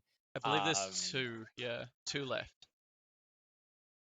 Yeah, so it's really going to limit Ben's ability to score some points here, which, we thought this matchup might go Luke's way so far, which it's looking good so far in Oh, yeah. terms of, like, Luke scoring the points that he's got, like already being on 37 at the end of turn 3 for himself means But it's that gonna get he's even probably worse going to be now. able to score. Yeah, so he's going to be able to score primary relatively uncontested because Ben doesn't have the model count to be able to force back a score more against him. Then we're looking at, the board positioning of where everything is. Scarbrand next turn is going to go into combat with the Knights, so is probably Bellicor in that deployment zone. You're probably going to see the Bloodthirster try and rock around to where the other Armiger comes in and just try and beat it that way, or you might see it come into that top left-hand corner to score some behind enemy line points, to just try and be like, look, I'm the furthest possible you can be away from all the flyers. It's going to take them a turn to get to you, rather than them being like, oh, it's going to be an easy charge. No, it's likely going to be a bit of a harder charge. Just things like that. That would be what would be going through my head if I was Ben right now. I'd be like, oh, how do I score some points so I'm not just copying almost max loss here? To be looking at, okay, I'm going to be 50 plus points down. How can I get some points out of this so that next round I'm going into a decent game? Even though I lost this round, I still want to get as many points as possible from this matchup. Yeah, it's about damage mitigation at this point. Like, how do I eke out whatever I can? And one of the things that we can note over the course of this event is Dawn of War missions are notorious for low-scoring losses, especially Tide of Conviction. I find it is such a punishing map if your opponent can get on top of you, like Luke is doing now. Hold 2 on that Dawn is rough. So we're probably actually going to see a very big point differential. It doesn't necessarily reflect that Rigby may have made a few mistakes. That's up for debate, but a point gap like that doesn't reflect any skill gap in the players. That is reflecting that Luke understands his assignment well. He knew what he was doing. He's gotten his demons into combat. And yeah, this is where Knights can kind of come undone. Is just getting out attritioned. It's always a good signal to see if your opponent's on top, is if the Armigers are dying and if the big Knights are dying, and they are dying. Yeah, 100%. And even with the big 3 still alive, kicking around, it's yeah, that's probably what's causing the problem here. If Ben went first, it might have been a bit better because he would have had 2 turns to get some shots off, particularly at Be'lakor, to really knock him down a little bit, maybe get some angles on the Bloodthirster. But this is where Knights do really suffer, is that they can't really screen out all that much in terms of stopping units hitting what you need them to. So I definitely think Knights going into Demons, and I will note as well that the stat check dashboard does show that Imperial Knights have a 38.5% win rate into this matchup. Yeah, that is rough. So, yeah. So realistically, like, it's not the greatest for the Knight players to begin with, and then you're applying the combat against more of a balanced army that I would say Ben's brought, which has only got I think it's got 4 close combat armigers, and the Preceptor can do combat, and so can the Paladin. But outside of that, like, once they're down, then you've only got Helverins left with autocannons. Yeah, and one of the other distinct resiliences of Demons is Knights pack a whole bunch of high AP, high damage weaponry, and Demon saves have always been notorious for bouncing those. It's really difficult sometimes to deal with that, and we're seeing a bit of that. Like, Flamers are a great example. I mean, everyone's got the story about Flamers bouncing way too much, but that 3-up invul still makes it impossible, and they're fast enough that they can skirt around the Knights. So yeah, for sure. We'll see how this ends up going. Yeah, I reckon let's turn back to Ben when he's going through. Yeah, yeah, if he's already into his turn 4.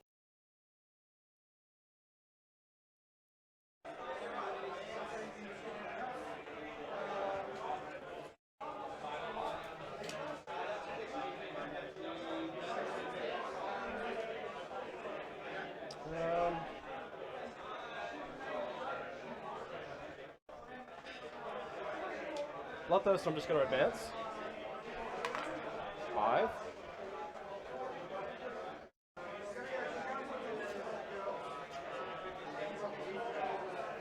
Inches.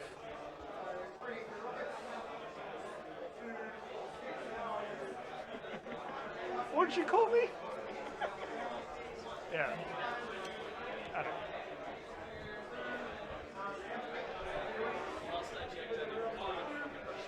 don't. Bring these boys over here.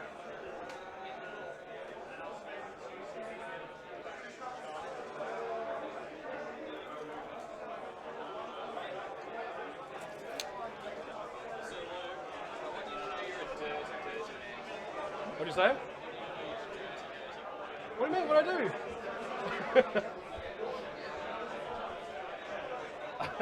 You put me Can in a I corner. see anything from these guys to that guy? The flamers. Yeah, you can see me. Okay. So I just need to get within range now. I'll double check again with you. Yeah. Can I still see that guy? No, No? not after moving. No, I don't have range as well. Okay. So I'm just gonna keep these guys just chilling. Yeah. Still funny, these missiles matter a lot more for line of sight than they do as actual guns. Yeah. Just gonna move me here.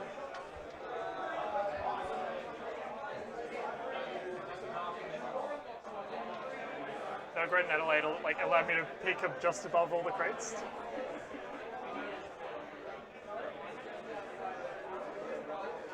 Alright.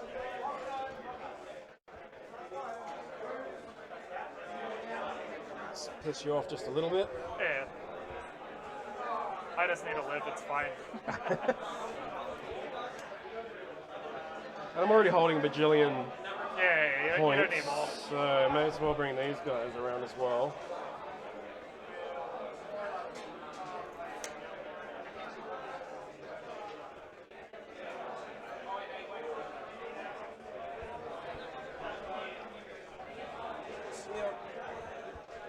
So within 18 range of this guy to this guy, so I can smite and do some shenanigans. Yep.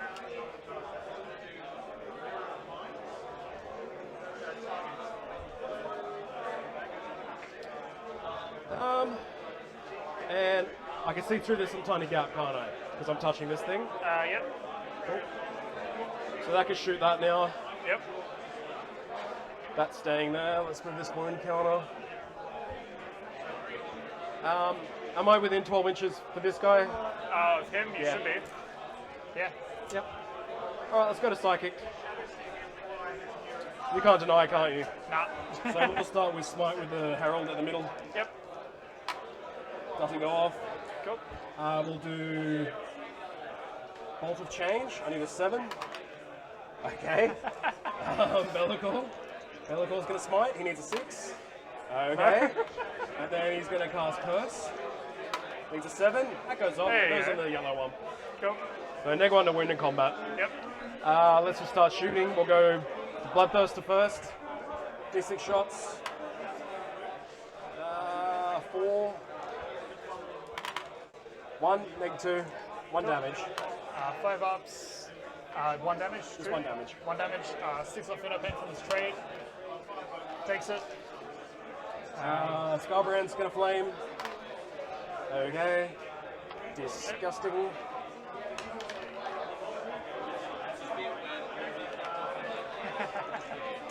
And we're looking at 5s again. Okay, so that was 1. 2, 5. 5 of them, yep. -2. Yeah, -2, yeah. Cool. 5 ups. Oh, this is in the him? Yeah, yeah. Yep. Oh, lovely. Just 2 of them. 1 damage. Yeah, 1 damage apiece. So 6 ups. Takes them both. It's taken 3. We're gonna cannon. So D3 plus 3 shots, big 6. Yep. Hitting on 3s. Wounding on 3s.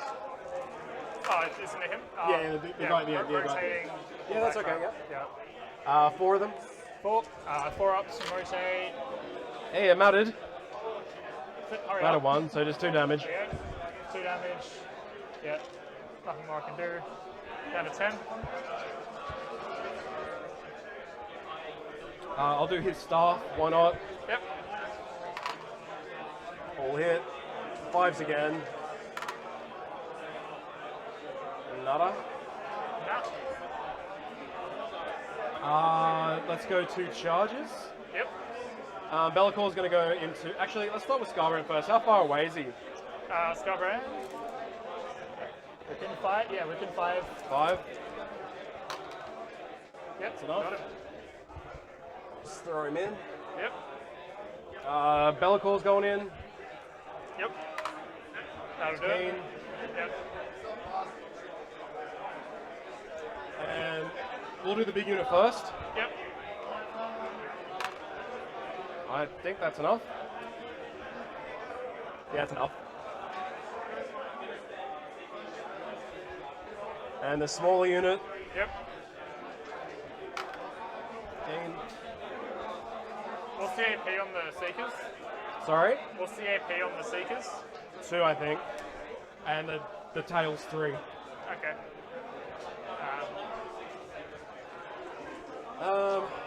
We'll start with Garbrand. Yep.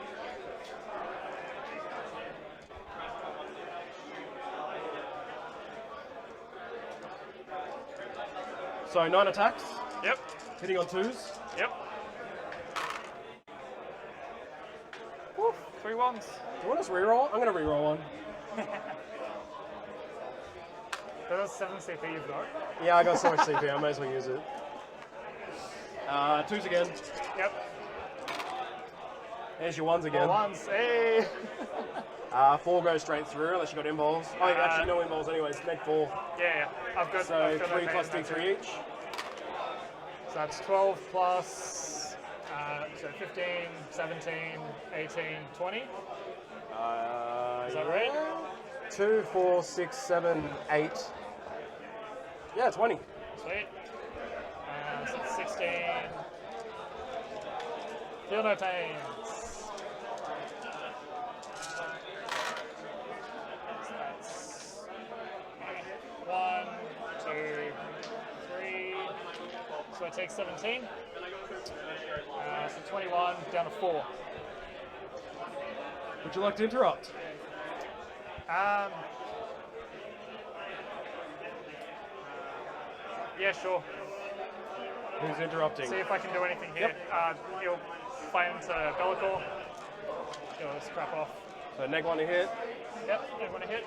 You charge me, so +1, so still hitting on 3s. Not to his help. And neg 1 to wound. Neg 1 to wound. No bonus, so it'll be 3. Hang on. No, it's strength 10, so it'll be 3s and a 4s. 1. It's 1. How much Cool. damage? 3. 3. So into He's 2. down to 12. Nah, he doesn't do it for... Right. Not for close combat. Okay. Just range. Right, cool. I may as well go with my fiends. Yep. 4 attacks. So I'm going to do them all at once. Sorry, I'm spending a CP on him to give him +1 save. Sure. Do you want me to just do this all at once? Yeah, sure. There's nothing I can do. So 1, 2, 3, 4, 5. 20 attacks normally.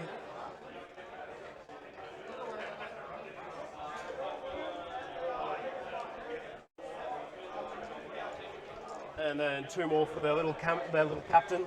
Yep. 3s.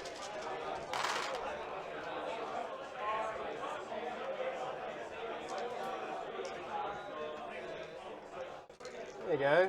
I'm rolling better for you. Yep. We're looking for 5s.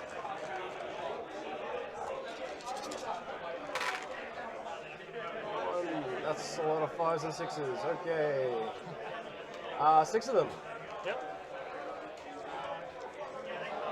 And I got their tails next. Yeah. -2, right? -2, So yeah. to -1, 4-ups. 2 damage apiece. 2 damage apiece. And then so the tails. 6 down to 4.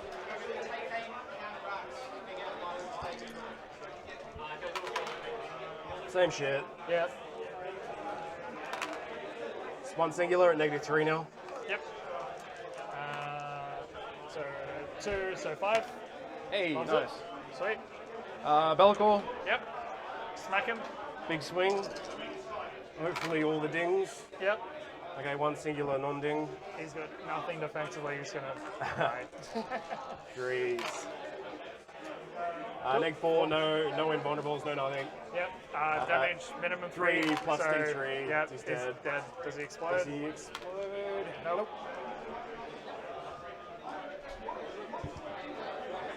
All right. I got 2 models left. Oh no, you got your third. Oh no, I meant like I have. Yeah. I wasn't sure if we have any almost. left. Yeah. You're gonna hit me back. Yeah, do A. So 4 left. So You also get an extra attack. Don't forget that. extra attack. For Scarbrand, he gives it to everyone. Oh, that's kind of fun. Yeah. So 5 attacks. I was -1 to wound, right? No. Oh yes, he is. He's -1 to win for the spell. Yes. Yeah. So hitting on 5s. 1. That was the one extra one. Yeah. -1 to wound. Hang on. It's like Strength of Billion, right? Isn't it like 2s and then goes down to 3s? I can't remember if I think I'm 14. Nah, surely it's 16. No, 16. Yeah. Hang on. No, yeah, 14. 14, really? Tough 8? Yeah. Strength 8 plus 6. Tough 8, right? Yeah. So 3s, -1, 4s. Nope. Cool. Cool. Yeah, sure. Do it. 4 attacks. No minuses or anything, right? Nah. Cool. Tough 4. Tough 4, so 3s. 2 it. 5 ups. Nothing. 2 wounds. Yep. There you go. I did it. Alright, scoring. Yep. So bring it down. I got another 2 more points, yeah? Yep. Just need to kill one more thing. Reality Rebels, I'm getting 5 points for that. Yep. So that's maxed. Yep. Ritual's done. Yep. Your turn, you're holding 1. Yep. I get nothing. That's nothing. Yep. Yeah, you, All right. Hang on.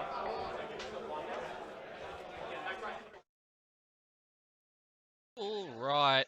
Well, I think we're at the stage where Rigby just has to try and score as many points as he can take into the next round. This has been brutal definitely. and bloody. My Yes, goodness. It has. So, Um, as you can see, we've only got the precepts left on the table in Ben's deployment zone. Really rough there. And we've got maybe one armiger that's up in, from what I can see, it's in the one top armiger left. is currently still up, yeah. Yeah, that's being engaged by Seekers at this point. So, really, yeah, you're right. The game is firmly in Luke's hands here. And Ben just needs to score as many points as possible. But once that armiger goes down, it means that Ben's not going to be able to score points on primary. He just needs to try and score points on I probably honor the house, I would dare say, instead of renew the oaths. Whichever one's the one where it's just having your army in, getting more points than we got a bit of a shake on the top-down cam there. So we'll look to that. We'll when the dice adjust that cams comes to you as momentarily. well. Yeah. But that being said, like, we're looking at Luke, and he's currently on 71 points, which is huge. He's probably going to max out, bring it down this turn. Warp Ritual's already maxed. He's probably going to max out primary when it goes to turn 5. So really, he's probably looking at an 87-point win here. 87 points to whatever Ben manages to score would be likely what we Indeed. see happen here. Ben can fall back. I don't know if he's pinned against the edge of the mat. It looks like he is. So that armiger up in the corner might not be able to move. Yeah. 1 second. But yeah.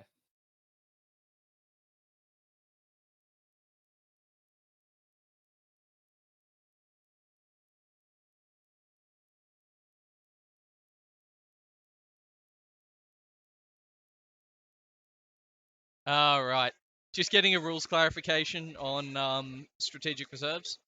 So Yeah. it appears there is actually one more armiger floating around that still hasn't come in. Yes. So he's just brought it in now. by looks, and he's bringing it into Luke's deployment zone, so he's going to be able to score some behind enemy lines points here as well. He's going to get some more points on the board, which is good.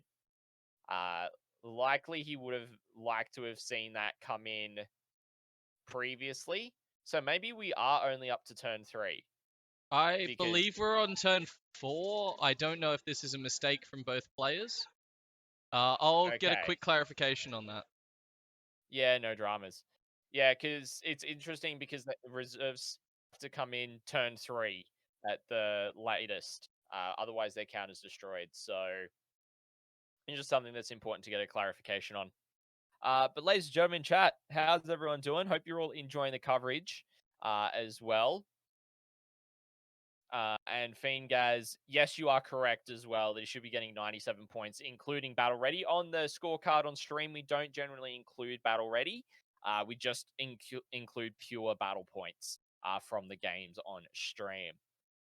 But is there, I want to throw out to chat, is there anyone from the player listings that you want to see on stream next round? Any matchups potentially between faction and faction?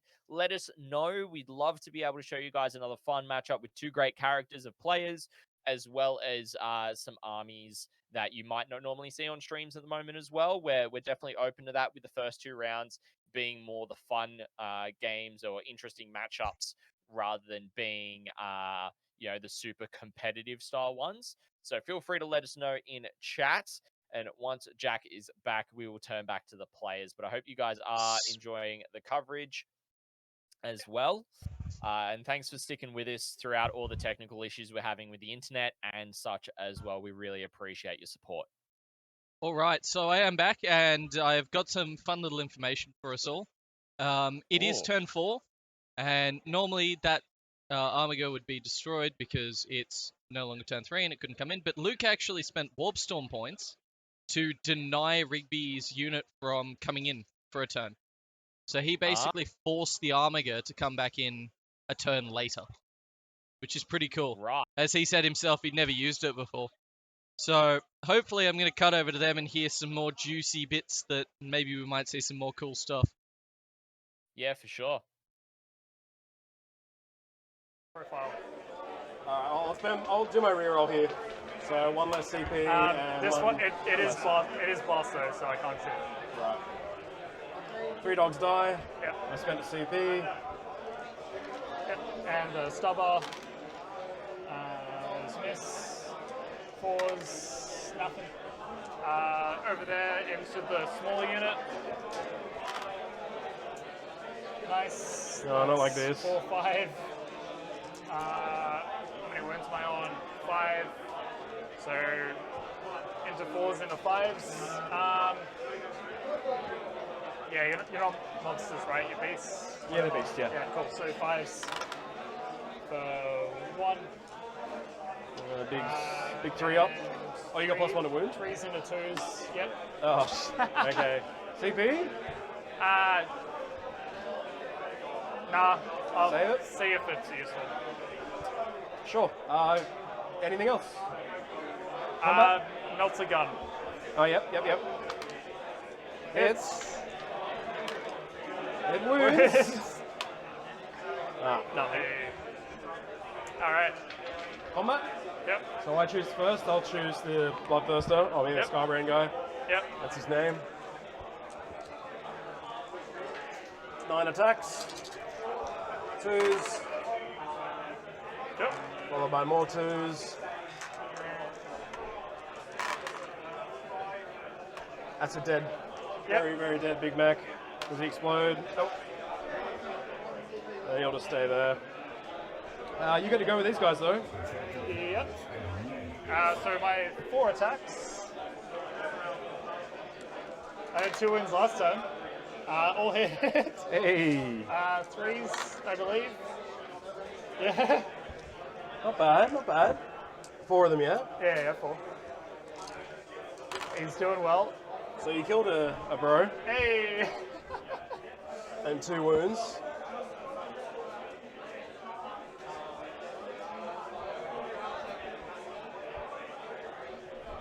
Alright, I'll hit you back. Yep. I'll just do them all together if that's okay. Yeah. So 4 attacks apiece.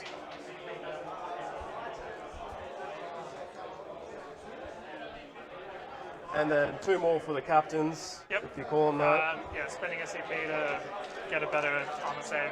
Sure thing. 3s. Followed by 5s.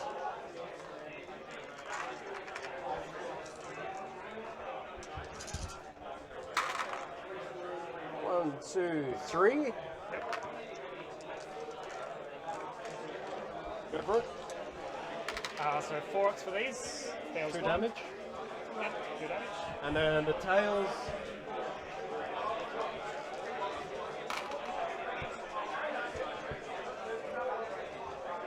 And looking for 5s again. Yep. Okay, disgusting. Neg 3 for this one. Make 3, so 5s. It's 3 damage apiece. Yep, he's dead. He explodes. Yay! How much damage per unit? The Wounded one? wounded one. Kills him. Next one? Yep. Takes 2. 2.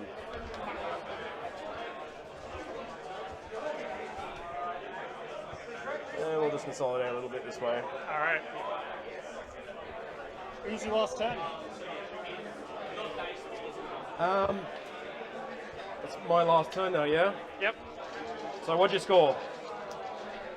Nothing. Really? Yep. No honor, no renew. Nah. You've got the center. I can't get in your back line. Can't go up honor because I don't have enough Alright. stuff to get objectives. I've been maxing out the, Yeah, everything. yeah, pretty much. Yeah. 100 to 1. 12. Yeah. I mean, this guy comes out here, right? I'm actually going to spend 2 CP for Be'lakor to do things too. Yeah. For your plentiful CP. Sure. All right. Well, it looks like we're just at the end of the game or thereabouts at this stage. Nothing worse than hearing the words "I've scored nothing" on my turn 4.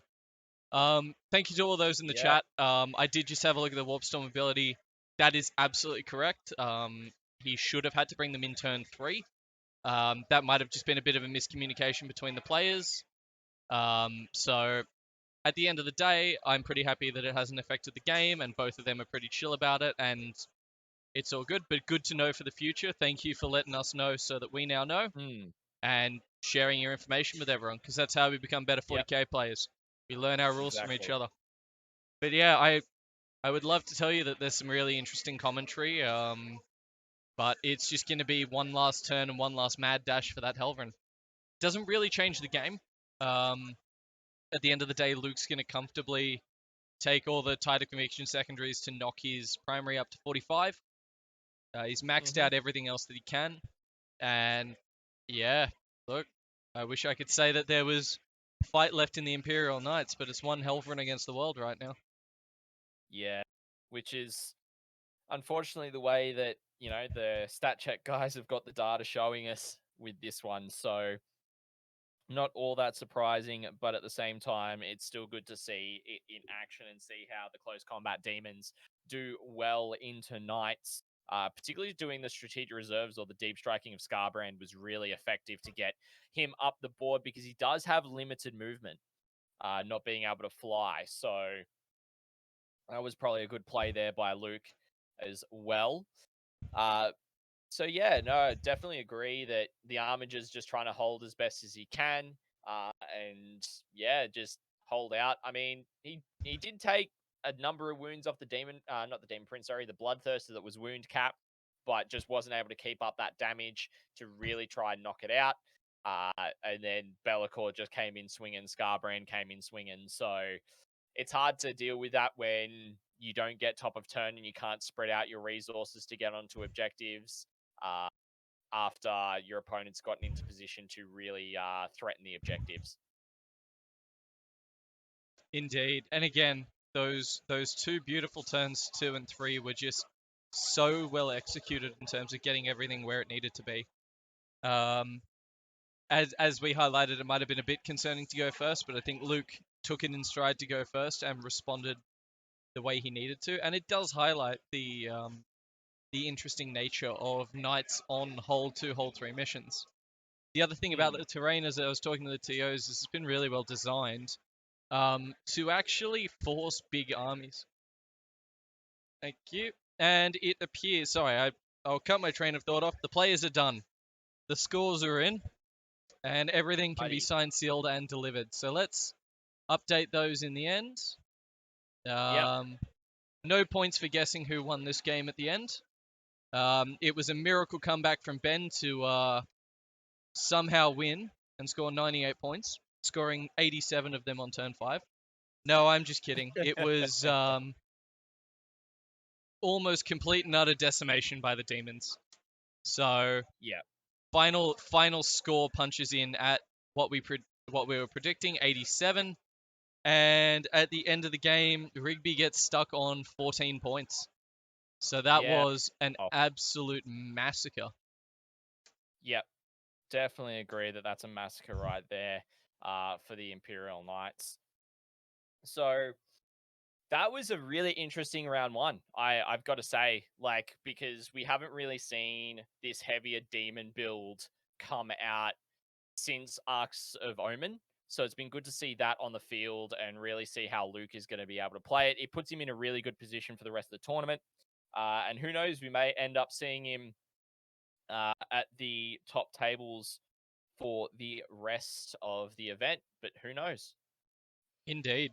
And hopefully we do. I mean, we've got plenty more Warhammer content coming your way, so I'm keen to see it. I'm sure you're all keen to see it, and I can't wait to see what we get on next. Yeah, 100%. So we're just going to swap over to the intermission screen and bring up Jack's lovely face, because I know some people have not met Jack before. Hello. All right. So whilst the players are just packing up, it was a good round for the first one. I think that might have been one of the first games to be finished for the day. I think we actually got the first score submitted in on the stream table. So as you can see, we were on a tight ship. Yep. But yeah. But yeah, so just to let you guys know what is happening for the rest of the day, I'll just pull up I do not have the player pack handy. I believe that lunch is going to be happening from, I believe, about 12 to 1. So we're going to have a bit of a decent break between. But I reckon what we can do, we can keep an eye out. If you want to go for a bit of a roam, Jack, and have a look at some of the more notable games, and then come back, have a chat about what you're seeing there, and we can go from there. Most certainly. I'll take some notes for everyone and see where we go. All right. Too easy, and I'll stay here on the mic with everybody and chat with you guys in chat as well.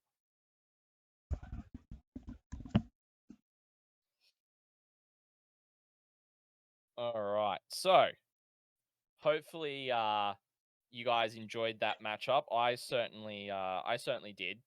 But in a bit of a different kind of take, we're going to have to fix some stuff up currently in terms of like the overhead camera and all that, because it did get accidentally knocked. So we'll do that during the lunch break. But what are you guys thinking? Like, if you guys caught the preview or you watched the preview on YouTube, yeah, that is correct, Dragoon. I am not on location. I am actually remotely commentating here in Canberra via Discord. So Jack is our guy, boots on the ground for the event this weekend for the network, which is awesome.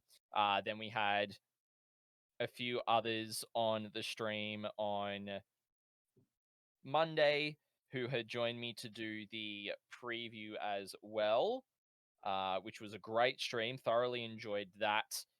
Chatting with Deexie and Alex to talk about the tournament. So really interesting meta.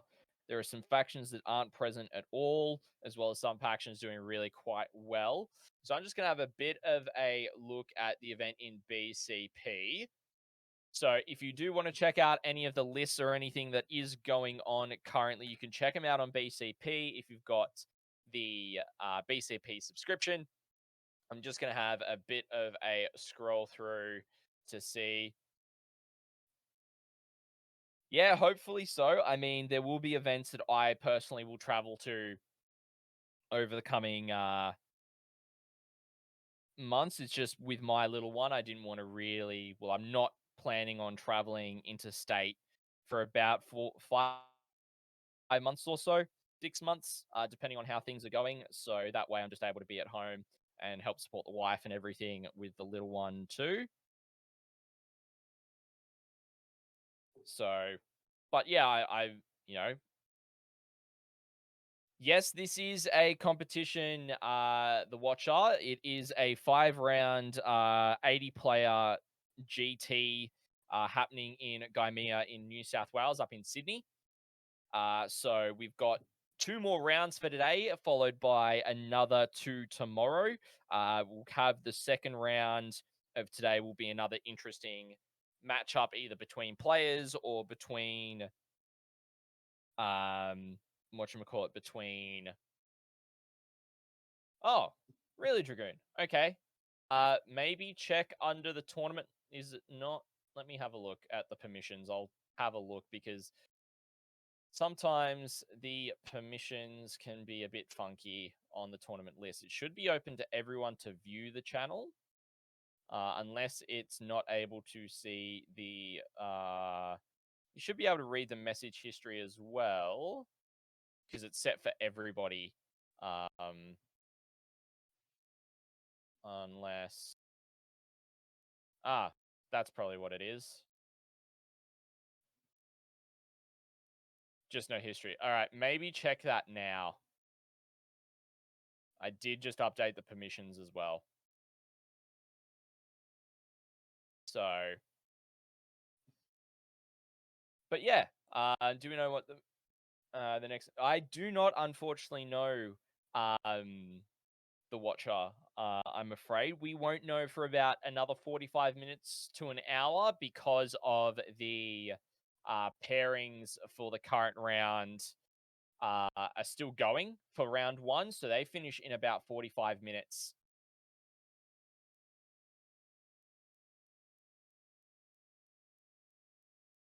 So yeah, okay, Dragoon. I'll have to go and adjust that on all of them then. See, the fun things with Discord, fun things are figuring it all out.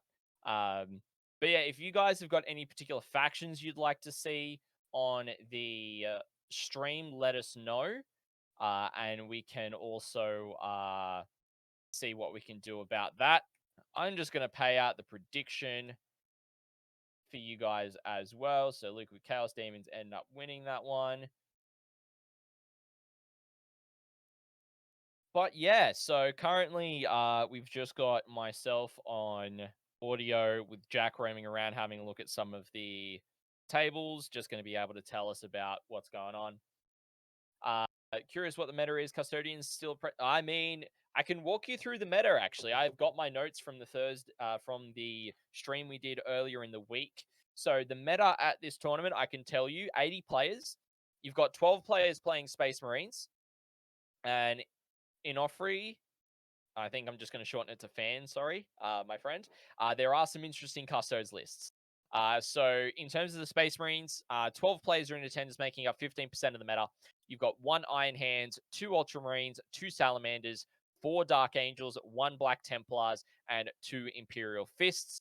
For Imperium, there is 22 players, making up 27.5% of the meta, with 9 Asher Militarum players, 3 Adeptus Custodes, and 3 Adeptus Mechanicus players, 4 Imperial Knights, 2 Grey Knights, and 1 Adeptus Sororitas. Then in terms of Chaos, there are 18 Chaos players with 22.5% of the meta, being 4 Death Guard, 2 Chaos Knights, 1 Slanesh Demons, 1 Khorne Demons, 5 Chaos Demons, 4,000 Suns, and only 1 Chaos Space Marines. Then for Eldari, there's 9 players in attendance with 11.25% of the meta, being 2 Harlequin players, 4 Asuryani players, 2 Drukhari, and 1 Eldari. For the Hive Mind Super Faction, there are only 5 players in attendance of 6.25% of the meta, being 2 Gene Stealer Cult players and 3 Tyrannid players. And then Xenos, there are 14 players making up 17.5% of the meta, being 5 Orc players, 1 Necron player, and 8 Tau Empire players, meaning that the faction podium, you're looking at Asher Militarum being 9 players in first place, making up 11.25% of the meta. Tau being in second place with 8 players, being 10% of the meta. And then Chaos Daemons being 7 total, being 8.75% of the meta, making up 30% of the meta between those 3 factions, which is massive. So really interesting to see how this meta is going into how everything is going for Arks of Omen. Particularly interesting to see that the that the demons are doing quite well at the minute. As we were saying during the stream game, the demons have got a roughly 62% chance win against Imperial Knights currently in the meta as well. So really is good to see them doing quite well. And if a player knows what they're playing and being able to pilot the army, then I would say keep an eye on them, watch out, because they're probably going to do really well if they know exactly what they're doing. So really what surprises me about the meta, and we did discuss this on the tournament preview stream, was that there's a lack of Chaos Space Marines. The only Chaos Space Marine army that's in attendance is a Creations of Bile Chaos Space Marine list. Only having 1 Iron Hands is also quite interesting compared to being 4 Dark Angel players. Is another surprising factor. Asher Militarum being as strong as they are at the moment as being how many points and players there are doesn't surprise me with their new codex as well. But the drop-off of Adeptus Sororitas is also, I find, quite interesting in addition to that as well for that. So really, there's a lot of interesting takes. I mean, there's no Votan in attendance either. That's another thing we can kind of look at and go, wow, that's actually quite interesting to see no Votan at a tournament of 80 players. I find that to be quite surprising as well. But also players are struggling with getting what they want to run for them at the moment. So, but yeah, if out of that meta, what do you guys think is going to take top spot for the weekend? What do you guys think top 3 are going to be in terms of the factions? And Jackie is back with some I have news for returned us. with some news from the front. For those who have finished, for those who are about to finish, don't forget to see So, Josh. what have we got? What's the word? The word is this has been a very brutal round. Similar to what we saw on stream, there have just been some absolute decimations across the board. We did see an interesting guard versus guard matchup with about 15 Lehman Rosses on the table. Oh, wow. Yeah, that was Brody Middleton and Tim, I believe, fighting each other off. And I believe that went to Brody and, surprisingly, to the guardsman that shot first. Another one I wanted to put up on stream, but unfortunately Mr. Benway is a bit camera shy, is he's playing against his doppelganger Matt Lane. So it's the battle of the shiny heads, and they're really rubbing it together in a GSC Drakari matchup, which is a personal one to me, seeing as I play both armies and adore them. So they're having a lot of fun over there. Matt's trying to claw back as many points as he can after the initial GSC deployment. Notable other inclusions, ran past a Tau T-Suns game where a T-Suns player had perils 3 out of 4 times on his first turn Psychic phase with the CP reroll, so, you know. That's insane. That was exciting. Exciting to hear all the war stories there. We had fellow Relic member like myself, Owen, get up against Imperial Knights, 97 to about 46 as well, with his Eldar. Nice. Brody and Anglesios both got up, so a couple of the big tournament favorites still kicking around and definitely fighting strong. Yep. Looks like J-Man's also kicking around. So yeah, it's going to be... We could set up for some really interesting round 2 matchups. Seeing a lot of Yeah, cool. Do 97s you as have well, so any- Yeah. there's a Do you pack. have any info on Cooper's or Igor or William Wyckoff's games? So Cooper's definitely comfortably getting up. He's playing against Thousand Suns player that perils a whole bunch.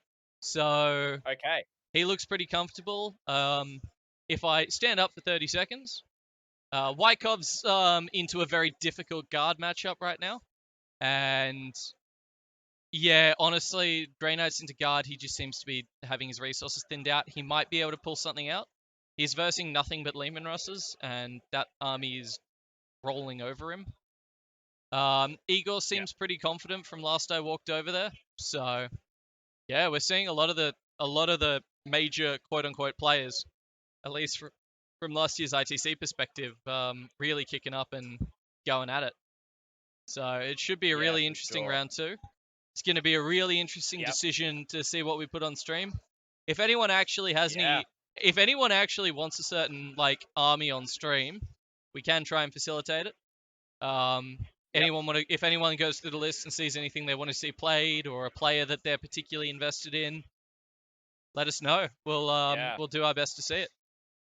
Yeah, 100%. And yeah, because we want to get interesting people on stream. We want to get interesting matchups as well. So if there's anyone that you're like, yep, let's get this, let's say an interesting, say Salamanders, even get say Ben Hader on and see how he goes with his sallies, or even someone like Timmy Wallace with Death Guard, which is really Oh, yeah. interesting being a guard player previously. So getting him on, for example, could be another decent option as well. There's a lot of different ways that we can get different matchups that you guys might want over the course of the weekend. Now, obviously, when we go into rounds 3 and 4, the matchups will be picked from the top 8 of the event at that stage, and the last round will be the top table as well. So, but we've still got 2 more games to get through for today as well. In But terms of guys, just quickly answering the chat, in Orphan, there is a particularly interesting custodes list. I was walking past Chris O'Neill, who's been playing in and around and supporting Team New South Wales, is rocking around with his custodes today. I'll have to get an actual attempt on his list momentarily, but we will see how that goes. In fact, Scotty, do you want to see if you can pull that up for me? We'll go through it a bit. Yeah, sure. Sorry, I was just filling up my water there. We did go through his list on the tournament preview, so happy to talk about it again. It was really interesting. Custodes list. It was an MSU build for Custodes, so it's very different to say what Liam Hackett took to Uprising, what he won with. So he's got an Elites is his compulsory. He's got a layer with the Misericordia and the Solemnus Blade, the Blade Champion with Superior Creation, Peerless Warrior, with the Vault Sword, so Relic Warlord trait there as well. I think actually double Warlord trait because he's got the Emperor's Heroes and then Victor of the Blood Games.